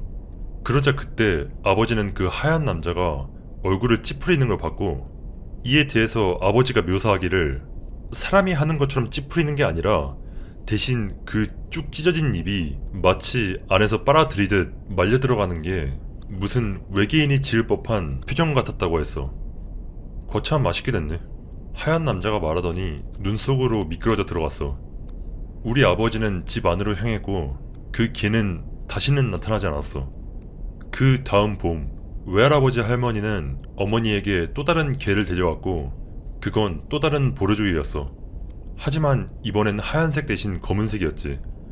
나는 이 개랑 같이 자라왔었고 아버지에겐 천만다행으로 이번 개는 그닥 고귀하지도 품격 있지도 않았기 때문에 날씨가 너무 안 좋아지면 집 안에서 오줌을 지리는데 전혀 거리낌이 없었어. 이제 다음 파트로 넘어가기 전에 몇 가지를 확실히 해두고 갈게. 우리 아버지는 그것과 몇 번이나 대화를 했지만 그것은 한 번도 목소리를 쓰지는 않았다고 해. 아버지가 말하길 목소리는 있지만 들리는 목소리랑은 다르고 자기도 그것이랑 대화할 때 본인의 목소리를 쓰지는 않았다고 했어. 이 모든 대화는 실제로 들리는 단어들로 이루어진 게 아니라 제대로 된 문장들이라기보다는 제스처에 더 가까웠다고 했어. 그 제스처들이 번역되어 대강 어떤 문장인지만 이해가 되는 수준이지 완벽한 워딩은 존재하지 않았던 거지. 그러니까 하얀 남자가 실제로 정확히 거참 아쉽게 됐네 라고 말한 게 아니었다는 거야. 우리 아버지는 그 단어들을 좀 더 잘 번역해보려고 시도했었어. 좀 덜 지루하게 들리도록 말이야. 하지만 난 솔직히 얼마나 좋게 들리느냐에는 전혀 신경 쓰지 않아. 어차피 하얀 남자는 텔레파시 같은 걸 쓰는 거잖아. 아마 애초에 격식 있는 영어를 쓰는 것도 아닐 텐데 뭐. 내가 전에 말했듯이 그 다음 해에 내가 태어났어. 나의 존재로 짐작하겠지만 우리 부모님은 피임을 하지 않으셨어. 우리 어머니는 우리가 문자를 뜨기 시작할 때부터 우리에게 자신들과 같은 실수를 반복하지 말라고 가르치셨지. 물론 그들을 변호하자면 더 이상 아이를 가지지 못할 걸로 알고 있었으니까 뭐.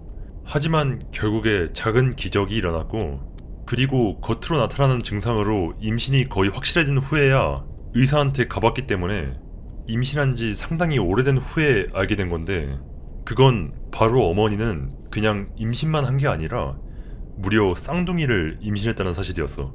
어머니의 가족에서는 쌍둥이가 흔했고 거의 모든 세대가 적어도 한 번은 쌍둥이를 낳았었어. 심지어 우리 어머니 본인도 쌍둥이셨지. 이건 그리 큰 충격은 아니었고 부모님은 아이를 가짐에 따라 계획을 세우기 시작했어. 모두가 기뻐했고 그 중에 특히 아이들 사랑하고 대가족을 만들고 싶어 했던 아버지가 가장 기뻐했었어. 그러나 아버지가 기뻐하지 않았던 건 2월 중순으로 예정된 어머니의 출산 예정일이었어. 1년 내내 아마도 좀 심할 정도로 삼촌 포함 몇 명이 아버지를 놀려댔어. 아들들이 겨울에 태어난다고 아버지의 망태 할아버지가 아주 기뻐하겠는걸? 뭐 이런 농담들을 하면서 말이야. 물론 아버지는 조금 더 즐거워하지 않았지만 출산 예정일이 다가오면서 아버지는 점점 더 긴장했지만 아직까지 임신에 문제가 있다는 징후는 보이지 않았어. 그래도 아버지는 무언가 일어날 것이라고 확신했었고 아니나 다를까 1월을 반쯤 남겨두고 사건이 일어났어. 또 다른 폭풍이 몰아쳤고 이로 인해 몇 차례 정전까지 발생했어. 한밤중에 전기가 깜빡거리고 폭풍이 몰아치던 와중에 어머니는 진통을 시작했어. 아직 출산 예정일은 한 달이나 남았지만 어머니는 이것이 거짓 진통이 아니라고 확신했고 이런 날씨에도 불구하고 병원을 가야만 하겠다고 아버지에게 부탁했어. 겨울도 눈도 운전도 겨울에 눈 올 때 운전하는 것도 무서워했던 아버지였지만 이번엔 주저하지 않고 이에 응했어. 언젠가는 안 좋은 일이 일어날 거라 각오를 하고 있었기 때문에 마음을 굳게 먹고 차를 예열시켰어. 불행히도 만약 하얀 남자가 정말 존재했더라면 그놈 역시 마음 단단히 먹고 싸움에 임할 준비를 하고 있었겠지. 아버지가 집을 나서면서 두 가지를 알아챘어. 그중 첫 번째로 제일 무서웠던 건 눈에 새겨져 있던 이제는 매우 친숙해진 그 푹 꺼진 자국, 바로 하얀 남자의 발자국이었어. 두 번째는 악천후. 아마 현실적으로 생각해보면 좀 더 걱정해야 할 것은 이거였지. 구름은 달을 가릴 만큼 두껍게 깔려 달빛에서 나오는 자연광을 완전히 차단했고 살을 애는 추위와 더불어 강설을 동반한 강풍이 불어댔었어. 병원까지 가는 길이 매우 험할 예정이었지. 더 현명한 사람이라면 특히 겨울에 운전하는 것을 싫어하면 더더욱 구급차를 불렀을 테지만 하지만 아버지는 어떤 이유에선지 직접 차를 몰고 가는 것이 더 안전할 거라고 느꼈다고 했어. 자기가 통제권을 쥐고 있다면 하얀 남자가 무슨 짓을 해올 가능성이 더 적었을 것이라고 생각했다면서. 그래서 차가 예열되자 아버지는 어머니를 차에 태워 병원으로 운전을 시작했어. 물론 이 일이 20년 이상 전이라는 걸 기억해야 할 거야. 이곳은 도시 외곽에 새롭게 생긴 교외 주택단지였고 병원은 제한 속도로 가면 20분 남짓 떨어진 곳에 있었어. 이제 그런 날씨에는 더 오래 걸렸을 테지. 나중에 우리 집 근처에 병원이 생기긴 했지만 내가 태어났던 때는 암흑기였어. 여정은 몇 가지 문제와 함께 시작했어. 도로로 나가는 것부터 일이었고 와이퍼는 눈으로 만들어진 슬러시 때문에 제대로 작동하지 않았어.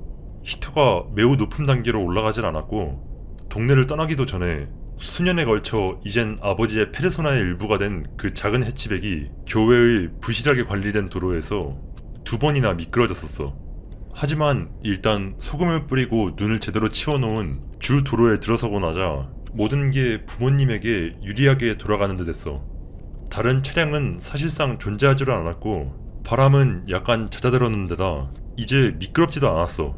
아버지는 적어도 눈보라 속에서 산모를 돌보는 사람만큼은 긴장을 풀었고 아버지가 말하길 그것이 가장 큰 실수였다고 했어. 부모님이 탄 차 앞에 날아온 눈이 도로에 쌓여서 길을 막고 있었고 자신감에 찬 아버지는 그 위를 넘어갔어. 그리고 이내 금세 눈에 빠져버리고 말았지. 알고 보니 그건 슬러시가 뭉쳐있던 거였고 뒤로도 앞으로도 아무리 엑셀을 밟아도 빠져나오지 못하자 아버지는 긴장한 한숨을 내쉬곤 차에서 내려 차를 밀어내거나 파내려고 했었어. 그때 아버지는 자신이 눈에 부딪혔던 게 아니었다는 걸 깨달았어. 그는 하얀 남자의 거대한 형체에 부딪혔던 거야. 아버지는 가볍게 비명을 질렀고 어머니가 이유를 물어봤지만 아버지가 그 짧은 순간에 평생에 걸쳐온 그 악마적인 괴롭힘을 전부 설명하는 건 불가능했고 할 수 있다 하더라도 지금이 그럴 때나 장소는 아니라고 생각했었어. 아무것도 아니야. 그냥 뭔가에 좀 놀랐었어. 아버지가 대답한 후 문을 닫고 그 짐승을 내려다보았고 짐승은 아버지를 노려볼 뿐이었어. 다시 말하지만 이렇다 할 대립은 없었고 거래를 시도하는 하얀 남자와 다시 한번 마치 자동차 딜러와 할 법한 대화를 했어. 그놈은 이자를 받기 위해 여기 온 것이지만 작년에 얘기했던 그 기회를 다시 제안하고 싶어 했어. 1년에 2번, 더 이상은 없어. 다시 한번 말하지만 우리 아버지는 똑똑한 사람이 아니었고 하얀 남자가 하는 말을 이해하는데 시간이 좀 걸렸었어. 마침내 아버지 마음속의 퍼즐이 끼워 맞춰지는 순간 하얀 남자는 마치 확인하듯이 재차 말했어. 두 소년 몫의 두 소년. 만약 아버지가 태어나지 않은 자신의 아들을 내놓는다면 하얀 남자는 마침내 아버지와 필리의 빚이 청산되었다고 생각했을 테고 그걸로 끝이었겠지만 아버지는 계속 거부했어. 아버지는 자기 대신 아들들을 희생시키진 않을 것이고 그게 그의 최종 답변이었어. 하얀 남자가 포기하기 전에 마지막으로 밀어붙였고 대립은 없었지만 아버지는 항상 만약 내가 그놈이랑 싸워야 했었다면 싸웠을 거야 라고 덧붙이곤 했었어. 다행히도 그럴 필요는 없었지만 하얀 남자는 아무도 눈치채지 못한 사이 차 밑에서 미끄러져 나와 하얀 눈 속으로 사라졌어. 당연히 아마 너희는 지금 어머니는 이 일을 어떻게 기억하고 있는지 궁금할 거야. 어머닌 단순히 차가 눈에 박혔고 아버지가 어떻게든 차를 빼냈다고만 알고 있어. 거대한 괴물이 있었다 하더라도 어머니는 보지 못했었지. 아버진 다시 차에 올라타 어머니를 병원으로 데려갔고 어머니는 2명의 건강한 아들을 낳았어. 내가 살짝 나이가 많은 쪽이었지.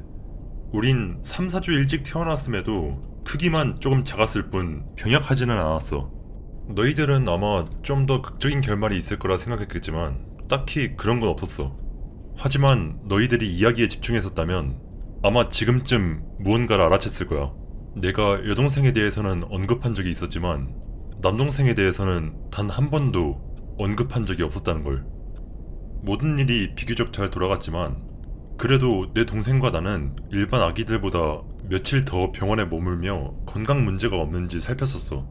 그 다음 달에도 상황은 계속 잘 돌아갔고 그럼에도 아버지는 겨울철에 평소보다 더 긴장했었어. 하얀 남자가 우리에게 그렇게 관심을 보였는데 왜 갑자기 사라진 걸까? 왜 아무것도 데려가지 않았던 걸까? 이번엔 실종자도 없는 듯 했어. 원래 그놈은 그런 식으로 주기적으로 그 저주받은 배고픔을 가라앉히는 것처럼 보였는데 말이야. 문제가 수면에 드러난 것은 2월 중순이었어. 아이러니하게도 내 동생과 나의 원래 예정 출산일이었지. 동생과 나는 방을 같이 썼지만 침대는 달랐었어. 어머니는 그닥 훌륭한 간병인은 아니었고 아버지가 더 자주 우리를 돌보셨지. 그래서 한밤중에 내가 큰 소리로 울기 시작했을 때 내가 무엇을 원하는지 보러 온 사람도 아버지였고 동생의 침대 옆 창문이 활짝 열려있는 것을 발견한 사람도 아버지였어. 아니, 남동생은 실종된 게 아니었어. 그는 돼지나 개, 도로에서 호수로 차를 몰고 떨어진 외삼촌처럼 그냥 사라진 것이 아니었어. 교통사고가 났었던 16살의 아버지를 도우려다 사라진 그 불쌍한 남자처럼 실종 포스터를 붙일 필요는 없었어. 대신 내 동생은 그냥 죽어 있었어. 아기에게는 너무나 차가운 방에 있던 차가운 침대 속에 차가워진 아기. 공식적인 사인은 영화 돌연사 증후군이었지만 구급대원이 도착하기 전에 부모님이 창문을 닫지 않았다면 그 공식적인 사인은 좀 달라졌겠지. 하얀 남자에 대한 아버지의 논리는 종종 모순점이 있었어. 왜 하얀 남자는 때로는 내 동생과 할아버지 때처럼 시체를 남기고 때로는 남기지 않았을까? 너희들 중 누군가가 지적했던 것처럼 하얀 남자는 왜 그냥 거래를 취소하지 않았을까? 그냥 두 아이를 데려가 버리고 다른 사람도 다 데려가 버리면 되는 게 아닌가? 이제 와선 누가 알겠어. 아버지도 이에 대한 답을 찾지 못했지만 일단 그 이상 아무도 죽지 않았으므로 내 동생이 그 해의 이자였다는 건 확실했었어. 이제 다음 부분으로 넘어가기 전에 한 가지 더 말하고 싶은 게 있는데 우리 어머니는 좋은 어머니가 아니었어. 적어도 내가 좀 더 나이를 먹기 전까지는. 어머닌 나를 사랑했고 내가 제일 좋아하는 부모였어.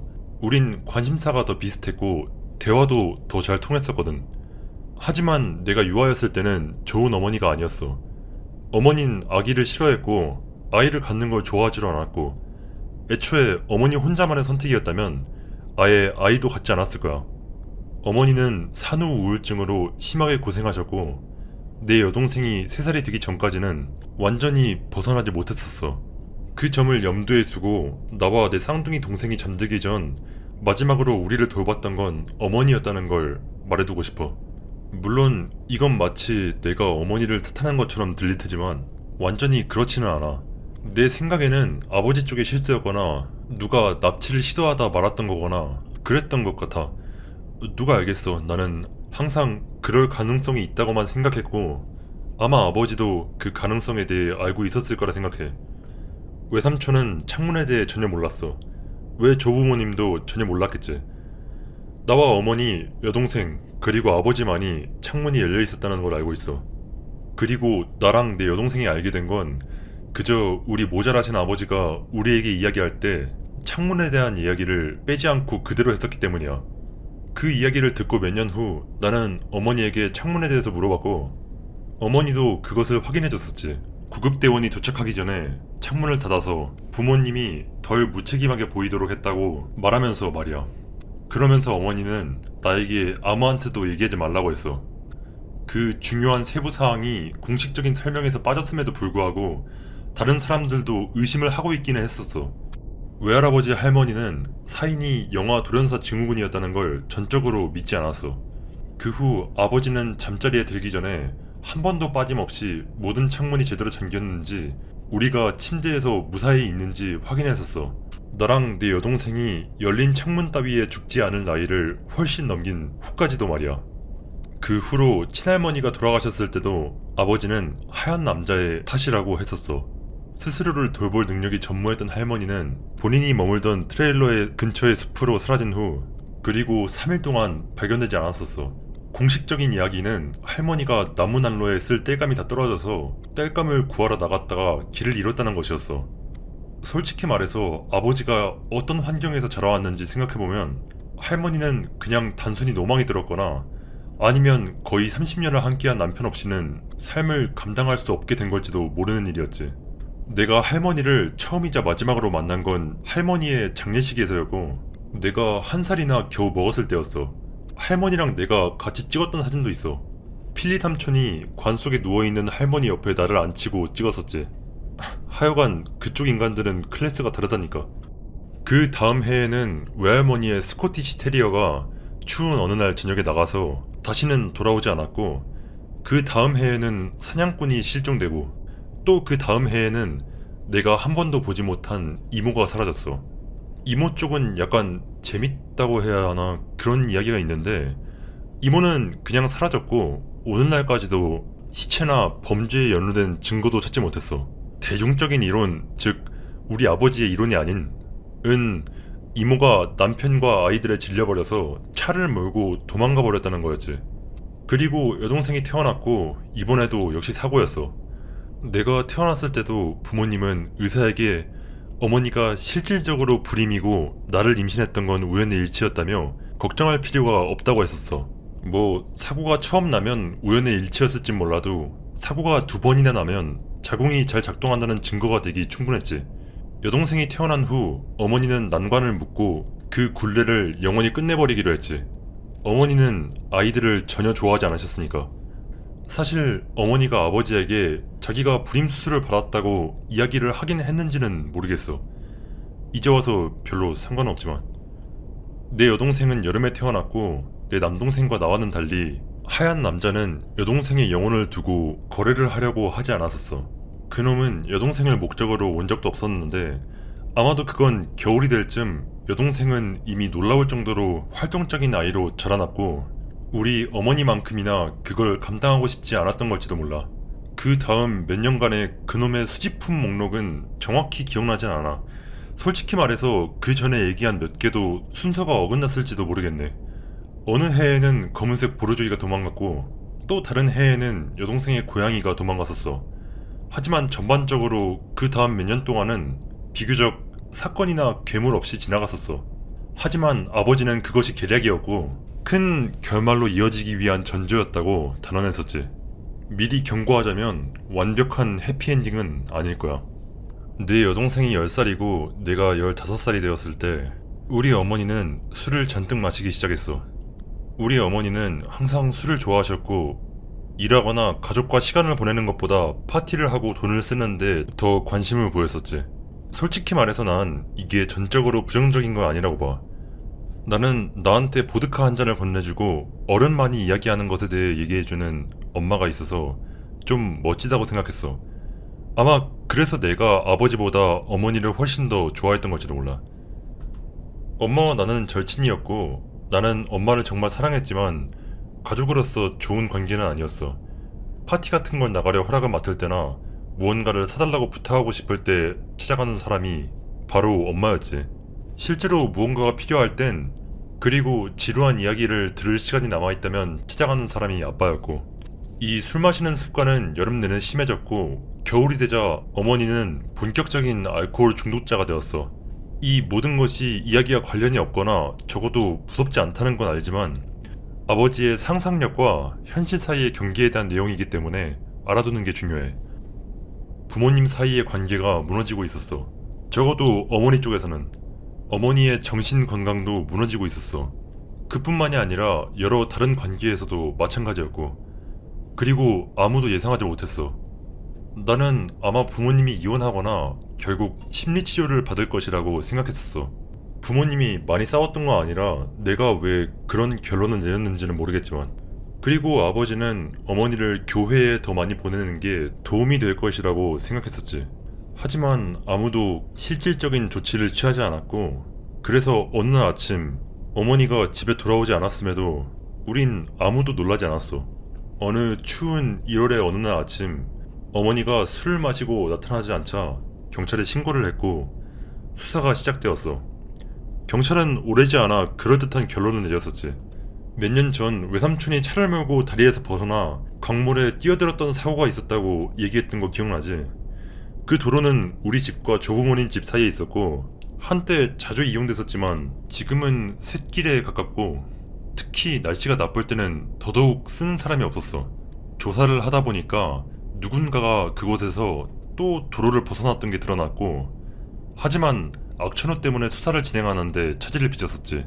결국 경찰은 20년 전 외삼촌이 뛰어들었던 바로 그곳 강바닥에서 어머니의 차를 발견했어. 이번에도 시체는 없고 차 한 대가 전부였지만 물고기와 물살은 몇 달 만에 많은 것을 휩쓸어갈 수 있으니까. 사건은 종결되었고 수사는 끝났어. 우린 빈 관으로 장례식을 치렀지. 동기는? 사고였을까? 아님 의도적이었던 걸까? 아무도 모르지. 모두가 자기만의 가설을 펼쳤어.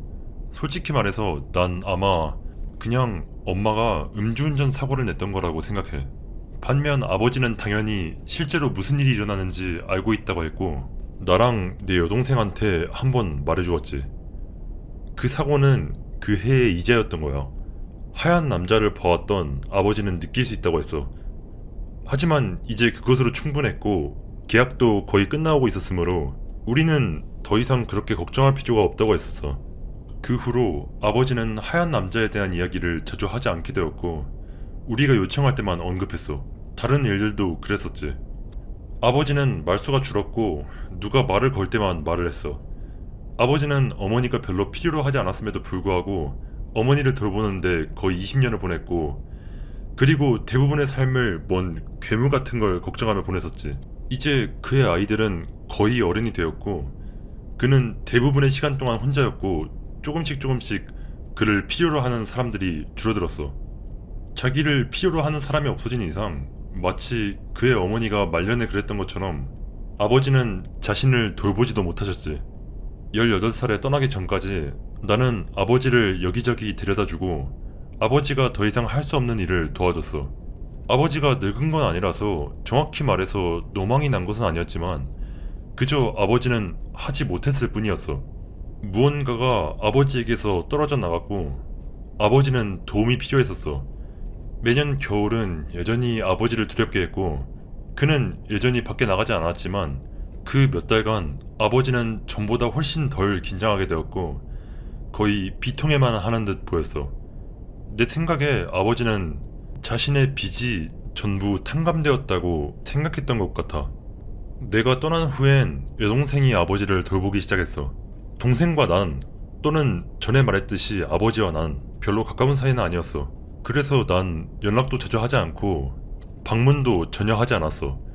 필리 삼촌은 평생 동안의 불운을 뒤로하고 아버지 근처로 이사왔고, 그것은 아버지에게 약간의 활력을 불어넣은 듯 했어. 적어도 내가 들은 바에 따르면. 그리고 아버지를 제대로 돌봐주었지. 그리고 이제 이야기는 처음으로 돌아가. 일요일에 아버지가 죽었어. 예티가 나타나서 집을 찢어발겼고 아버지의 시신은 다시는 찾지 못했어. 라고 극적인 일이 일어났다고 말하고 싶은 참이지만 그렇진 않았어. 아버지는 눈 속에서 운전을 잘 못하셨고, 그때 내 여동생은 집에 없어서 아버지 대신 운전해줄 사람이 없었어. 아버지는 그날 밤 가게로 향하다가 지나치게 빨리 달린 나머지 미끄러져 도로에서 벗어난 뒤 아침까지 발견되지 않았고, 발견되었을 때 이미 아버지는 부상과 쇼크로 사망한 후였어. 우린 빠르게 장례를 치렀고 나는 4년 만에 처음으로 내 여동생을 만났지. 관 속에 누워있던 아버지는 54살보다 훨씬 더 먹어 보였어. 나는 할머니가 지금 아버지의 나이 때 찍은 사진과 나랑 같이 관 속에 누워있었던 할머니의 사진을 기억해냈어. 아마 빨리 늙는 건 유전이었던 것 같아. 뭐 반전 같은 거라도 있냐고 묻는다면 아니긴 한데, 하지만 한 가지 더 정보가 있는데 극적인 결말을 위해 아껴놓았지. 필리 삼촌이 밖에서 무언가가 자기 집 창문 안을 들여다보고 있다고 말하기 시작했던 거야. 밤에 누군가가 그의 집 주변을 쿵쿵 뛰어다니는 소리가 들리고 밖에서 무언가 움직이는 게 언뜻 보이지만, 막상 삼촌이 밖에 나가보면 발자국조차 찾을 수 없다는 거야. 익명 7324. 텍사스로 가. 그리고 죽어도 눈이 올 때 밖으로 나가지 말고. 필리가 창문 밖에서 무언가 들여다본다고 말한 지 얼마나 된 거야? 아마 그동안 내내 부정하고 있었나? 아버지가 돌아가시기 며칠 전부터였던 것 같은데 나는 자세한 내용을 묻지 않았고 하얀 남자라고 암시하지를 않았어. 필리 삼촌은 아버지가 이야기를 들려줄 때 전혀 좋아하지 않았기 때문에 난 삼촌을 화나게 하고 싶지 않았거든. 이번 학기가 끝나면 어쨌든 따뜻한 곳으로 이사하는 걸 고려하고 있었으니까 아마 그렇게 하게 될 거야. 뭐 무서운 유령 때문이 아니라 차도에 쌓인 눈 치우는 것도 싫고, 얼음 때문에 넘어져 엉덩이 쪼개지는 것도 이제 지긋지긋해서 그런 거긴 하지만. 이제 마지막 이야기야. 연재순으로 보면 내가 태어난 후 어머니가 죽기 전 사이인데, 당연한 소리같이 들리겠지만 전에 한 얘기에 포함되어 있지 않아. 왜냐하면 뭐 일단 내가 겪었던 일은 아니고 자세한 내용은 전혀 몰랐거든. 하지만 그 후로 내 여동생과 이야기를 나누었고 이제야 알게 되었어. 모두가 부모는 자식을 편애해서는 안 된다고는 하지만 일반적으로는 편애를 하기 마련이야. 난 분명히 어머니가 가장 좋아하는 자식이었고, 지금 생각해보면 어머니가 여동생한테 좀 못되게 굴었던 것 같긴 한데, 나는 더 비싼 선물을 받았고 더 많이 봐줬고 더 말을 많이 걸었고 항상 내 편을 들어주셨어. 반면에 아버지는 특별히 더 좋아하는 자식을 고르진 않았지만 내 여동생과 더 많은 시간을 보냈어. 어머니가 대놓고 나를 더 편애하는 게 보여서 더 그랬던 것 같아. 시간이 지나면서 다른 건 몰라도 우리 중 누가 어느 부모를 더 좋아하는지 분명해졌지. 난 엄마를 더 좋아했고 여동생은 아버지를 더 좋아했어. 아버지랑 여동생은 함께 보낼 수 있는 모든 순간을 함께 보냈고, 이상한 생각하는 사람이 있을지도 모르니 미리 말해두자면 그런 게 아니라 둘의 관계는 원만하고 평범한 동화 속에서나 있을 법한 부녀 관계였어. 내 여동생은 어렸을 때 친구가 거의 없었어. 우리 둘 다 어머니에게서 물려받은 것이 하나 있다면 그건 바로 건방진 유전자였고, 그래서 나도 인기가 없었지. 그리고 같은 이유에서 우리는 허세가 많았고 잘난 척을 좋아했고 우린 다른 아이들보다 낫다고 생각했었어. 여기서 내 여동생이 운이 좋았던 게, 아버지는 확실히 애 같지는 않았지만 그렇다고 어른스럽지도 않았기 때문에 아버지는 동생이 좋아했던 쇼, 책, 주제를 즐길 수 있었고, 그러면서 어른처럼 행동하고 다른 동생 또래 아이들처럼 멍청한 질문과 행동을 하며 동생을 열받게 하질 않았기 때문이야. 간단히 말해서 두 사람은 가장 친한 친구였어. 아버지는 한없이 너그러웠고 무엇이든 털어놓을 수 있는 어른이 있다는 게 동생에겐 큰 이점이 되었어. 아버지에게도 또한 한 가지 이점이 있었는데 마침내 아버지가 이야기할 수 있는 사람이 생겼다는 거야. 아버지는 수년에 걸쳐 필리 삼촌에게 모든 이야기를 들려주었지만 필리는 그 이야기를 진지하게 받아들인 적이 없었고 기회가 있을 때마다 아버지를 놀려댔었어. 아버지는 나한테도 이야기를 해주긴 했었는데 그땐 내가 아빠를 놀리진 않았었지만 결국 나는 자라서 아버지의 이야기를 믿지 않게 되었고 아버지의 이야기가 바보 같다고 생각하게 되었어. 반면 우리 동생은 그런 생각을 한 적이 없었어. 동생은 아버지의 이야기를 경청했어. 밤새도록 아버지랑 하얀 남자에 대해서 이야기하곤 했었고 아버지가 그놈에 대해 아는 모든 것을 배웠었어. 정말 진심으로 말하는 건데 세상에서 하얀 남자에 대해 이야기할 자격이 있는 사람을 하나만 꼽자면 그게 바로 내 여동생이야. 불행히도 동생은 하얀 남자에 대해 누구에게도 말하고 싶어 하지 않았었어. 동생의 논리에 따르면 반드시 이야기해야 할 때가 아니면 이야기하지 않는 것이 가장 좋은 것들이 있고 특히나 하얀 남자에 대한 이야기는 우리 가족 내에서만 머무는 게 낫다는 것이었지. 오늘 아침 동생은 마침내 내가 보낸 문자에 답장을 했고 우린 이야기를 나누기 시작했어. 처음에는 일상적인 대화였고 그 다음에는 하얀 남자에 대해서였어. 동생은 물론 내가 아버지를 놀리기 위해서 알고 싶어 한다고 생각했지만 내가 그냥 궁금하기도 하고 갑자기 그 이야기에 대한 향수가 떠올라서 그랬다고 확신시키자 동생은 내가 뭐 어디 인터넷 같은 곳에서 그를 놀리지 않는 조건 하에 한 발짝 물러섰지. 뭐 내가 아버지를 놀리려고 이 글을 쓰는 건 아니니까 거짓말을 했던 건 아닌 셈이지. 계속하기 전에 내가 농담조로 동생에게 우리가 하얀 남자에 대해서 말하지 않았던 이유 같은 거라도 따로 있었나? 하고 물었던 걸 언급하고 넘어갈게. 하얀 남자에 대해 생각하면 그놈이 나타날까? 그놈을 더 강하게 만들까? 아니면 저주를 퍼뜨릴까? 아니? 동생이 대답했어. 그런 건 아니고 굳이 일부러 그런 사악한 것에 대해서 공유하고 이야기하고 싶지 않았을 뿐이야. 누가 그러고 싶어 하겠어. 그러니 누가 묻기 전에 먼저 말하자면 난 너희들한테 저주라도 걸려고 이러고 있는 게 아니야. 여기까지 봤으면 이제 하얀 남자는 네 머릿속에 있어. 그런 멍청한 이야기가 아니라고. 아무튼 내 여동생이 6살쯤 되었을 때 동생은 부우라는 이름의 고양이를 키웠었어. 그것은 크고 화가 많은 카라멜색의 수컷 고양이였고 대부분의 경우 집안에 갇혀 살았지. 그놈은 어머니가 중성화 수술을 하려고 할 때만 무슨 본능적으로 알기라도 하는 듯이 어떻게든 나갈 구멍을 찾아서 도망갔고 동물병원 예약 기간이 한참은 지난 뒤에 다시 나타나 결국 어머니가 다시 예약을 잡아야 하게 만들었어. 어머니가 무슨 짓을 해도 부우를 수의사에게 데려갈 수 없었어. 진료 예약 며칠 전에 개 우리에 가둬놓으면 우리에 가두려고 하기도 바로 전날에 도망가거나 아니면 어머니가 우리 문을 열었을 때 물던지 긁던지 하며 어떻게든 비집고 나가던가 했었어. 어떤 때에는 어머니가 부우를 손님방 화장실에 가두고 손님방 문도 잠궈서 부우가 탈출하려면 문을 2개나 뚫어야 하게 만들어놨었는데 그럼에도 불구하고 부우는 나가는 방법을 찾아냈고 불과 몇 센치만 열리는 창문 사이로 어떻게든 그 뚱뚱한 몸을 비집고 나가 탈출했었어. 그놈이 밖으로 나가면 아까 말했듯이 보통 사라졌었어. 가끔 부우는 집 근처에 누구의 손도 닿지 않는 장소로 숨어들 때도 있었는데 한 번은 이틀 동안이나 그랬었어. 그놈은 뒷마당의 창고 위에 숨어 있었고 어머니가 사다리를 타고 그를 잡으려고 할 때마다 반대편으로 이동했었지. 결국 좌절한 어머니는 아버지에게 어망을 가져와서 고양이를 잡아달라고 부탁했었어. 어머니 손으로도 할 수 있었겠지만 키가 작아서 고양이에게 그물을 휘두르는 것이 어려웠기 때문이었어.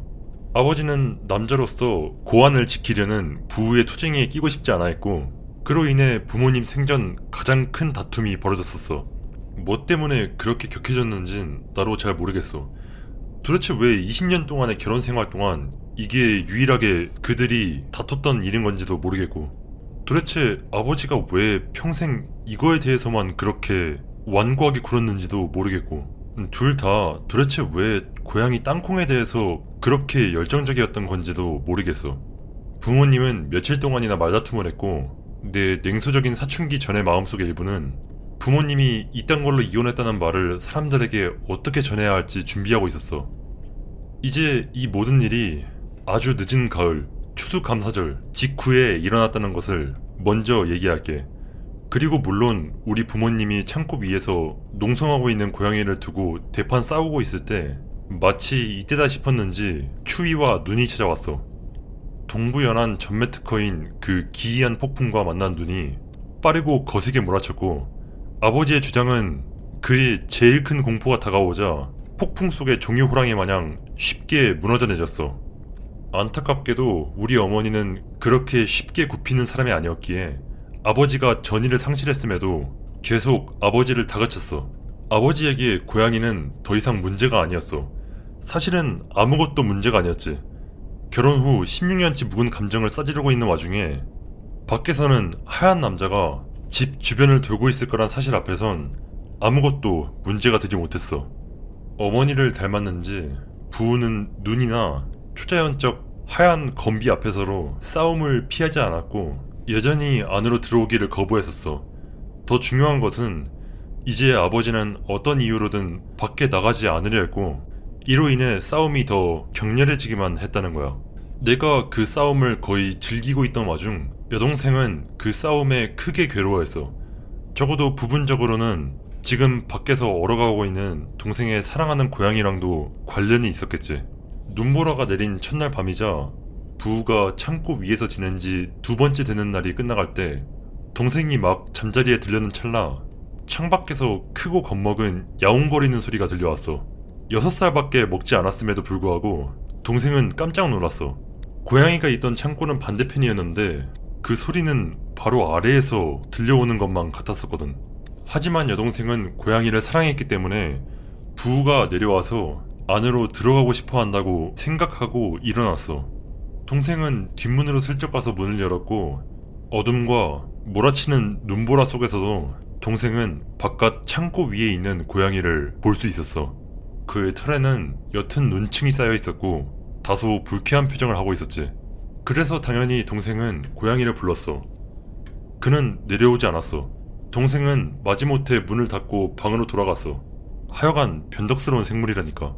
언제는 들어가고 싶다면서 금세 다시 올라가다니. 동생이 다시 침대에 누워 이불 속으로 들어가자마자 동생 방 창문 아래에서 다시 울음소리가 시작되었고, 크고 구슬픈 울음소리가 울려 퍼졌어. 이번엔 아래를 내려다본 동생은 그곳에 확실히 부우가 있는 걸 발견했어. 눈을 뒤집어 써서 어두운 조명 아래에서는 카라멜이 아니라 하얗게 보였지만 그래도 다름 아닌 부우가 확실했어. 동생은 한숨을 쉬며 다시 일어나서 고양이를 들여보내기 위해 뒤로 돌아갔어. 하지만 또다시 부우는 창고 위에 있었고 동생이 아무리 불러도 들어오지 않았어. 그래서 동생은 또다시 침대로 돌아갔지만 이번에도 또다시 그녀의 창문 아래서 부우의 울음소리가 들려왔어. 이번엔 그의 횡포에 지친 동생은 창문을 열고 그를 부른 후 돌아가서 문으로 와 라고 말했어. 놀랍게도 헛간에서 내려와 안으로 들어오라는 말도 못 알아듣는 멍청한 고양이치고는 너무 똑똑해 보이는 표정으로 고양이는 돌아서서 현관문 쪽으로 향했어. 동생이 생각했던 문과는 조금 달랐지만 문은 문이었으니까. 동생은 고양이를 안으로 들여보내기 위해 마지막으로 한 번 더 아래로 향했어. 어린아이들은 모두 나이가 들기 전까지 극복할 수 없는 결점이 하나씩 있는 듯 하더라고. 어떤 아이들은 엉망진창을 만들지 않고는 음료수를 따를 수 없고, 어떤 아이들은 코트 지퍼를 올릴 수 없고, 또 어떤 아이들은 안전벨트를 매지 못하지. 내 여동생의 경우 신발을 신지 못하는 것이 바로 그 결점이었어.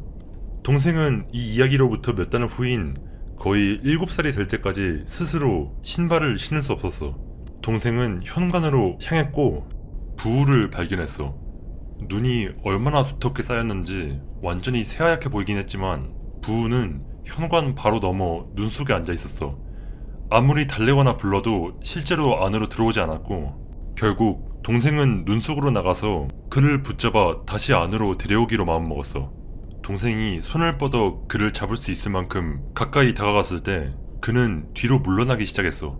하악거리거나 달리지도 않고 그저 동생이 그를 향해 다가올 때마다 한 걸음씩 뒤로 물러나면서 집 옆으로 돌아서 가기 시작했어. 내 여동생은 꽤 똑똑했지만 이 고양이의 놀이에 아무런 문제가 없다고 생각했고 아무것도 신지 않은 발이 시려오기 시작하지 않았더라면 아마 한참을 더 놀려고 했을 거야. 그래서 동생은 그를 잡으려고 마지막으로 한번 시도했지만 차디찬 털 한 줌만 손에 쥐었을 뿐이었고 신발을 신으려고 돌아서 집 안으로 향했어. 부우가 고양이 치고도 원래 좀 희한한 놈이긴 했어도 그렇게 잡으려 하면 달아났을 텐데 대신 부우는 한 걸음 더 뒤로 물러설 뿐이었어. 동생이 돌아섰을 때도 그는 집까지 동생을 따라가고 내내 동생보다 살짝 더 멀리 떨어져 있었어. 그 어린 나이에도 불구하고 그 이상한 행동은 동생을 약간 불안하게 만들었어. 동생이 집에 다시 들어왔을 때 어머니가 문이 열리고 닫히는 소리에 깨어나 있었어. 우리 어머니는 동생이 맨발로 고양이를 쫓아다녔다는 사실을 알고는 별로 기뻐하지 않았고 동생을 다시 내보내지 않으려고 했어. 대신 어머니는 그 자리에 가만히 있으라고 하고 마침내 그 빌어먹을 고양이를 들여보낼 수 있도록 아버지를 깨웠어. 부우는 동생을 따라왔었기 때문에 어머니가 문 밖에서 바로 그를 발견했을 거라 생각하겠지만 어머닌 고양이를 보지 못했어. 고양이는 어머니가 다시 들어간 후에 집 앞으로 돌아왔고 다시 비참하게 울부짖기 시작했어. 고양이는 안으로 들여보내달라고 빌었지만 데크 위로 올라오기를 거부했어. 잠시 동안 동생은 어머니의 명령에 반하여 그를 잡으러 다시 나가볼까 생각했었어. 그의 울음소리가 그냥 너무나도 비참했었기 때문이었어. 하지만 동생의 마음속 어딘가에선 주저하는 마음이 있었어. 결국 아빠가 곧 일어나서 고양이를 데려올 텐데 굳이. 잠시 후 아버지가 와서 고양이를 잡으러 갈 수 있도록 그가 어디 있는지 물었어. 내 동생은 밖을 가리켰지만 고양이가 다시 사라졌다는 것을 깨달았지. 그럼에도 불구하고 아버지는 앞마당이나 옆마당에 고양이가 있는지 확인하기 위해 밖으로 나갔지만 그는 어디에도 없었어. 발자국은 우리 데크 아래로 들어갔지만 데크 아래에서 다시 나오진 않았고 우리 데크 아래에는 고양이가 없었어. 결국 아버지는 뒷마당을 살펴보았고 부는 다시 헛간 위에 있었어. 비참해 보였지만 조용하게. 고양이가 들어올 생각이 들었다고 예상한 아버지가 고양이를 잡으러 가까이 갔지만 하지만 그때 무언가가 아버지를 막았었어. 그 후 몇 년 동안 동생한테 말하지 않았던 그 무언가가. 눈 위에는 고양이 발자국이 없었고 그가 창고 지붕을 떠났다는 증거도 없었어.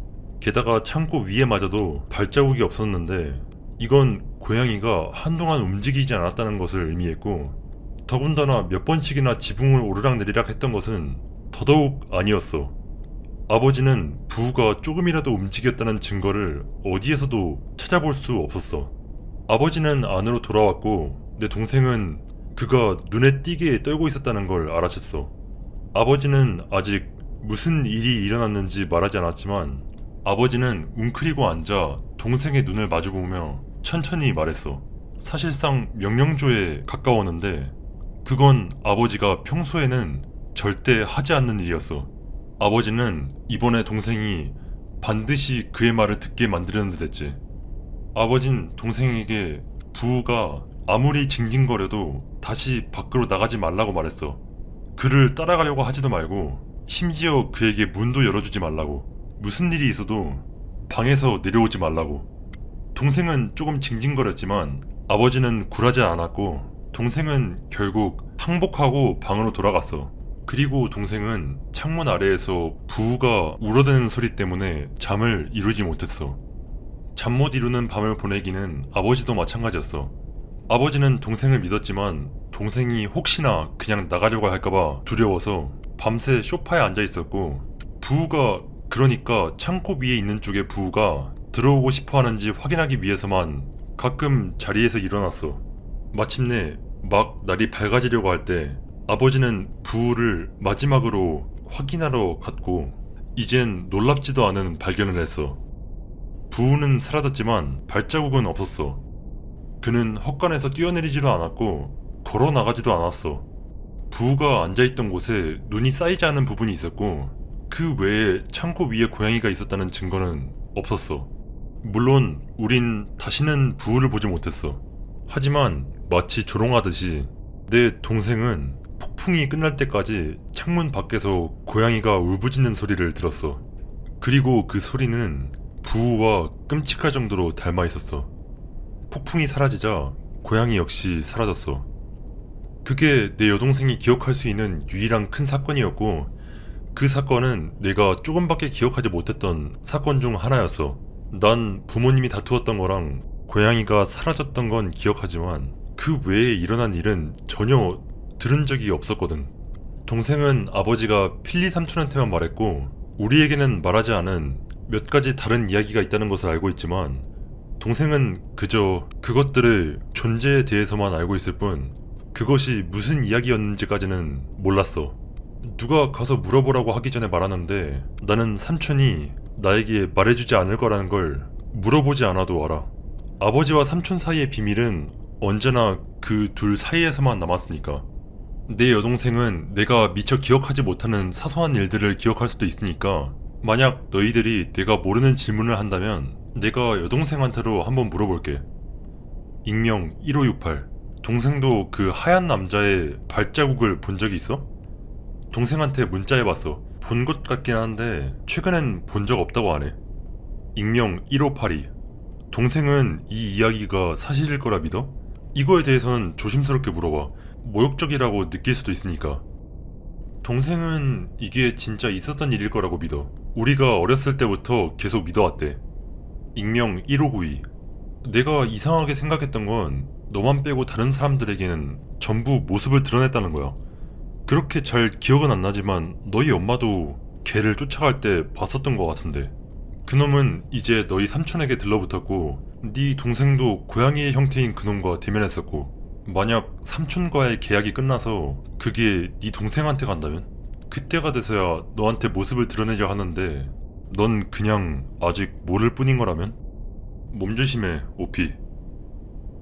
그럴지도. 그게 진짜로 존재한다고 친다면 그저 계약이 삼촌에서 끝나고 우리한테 오지 않기를 바라봐야지.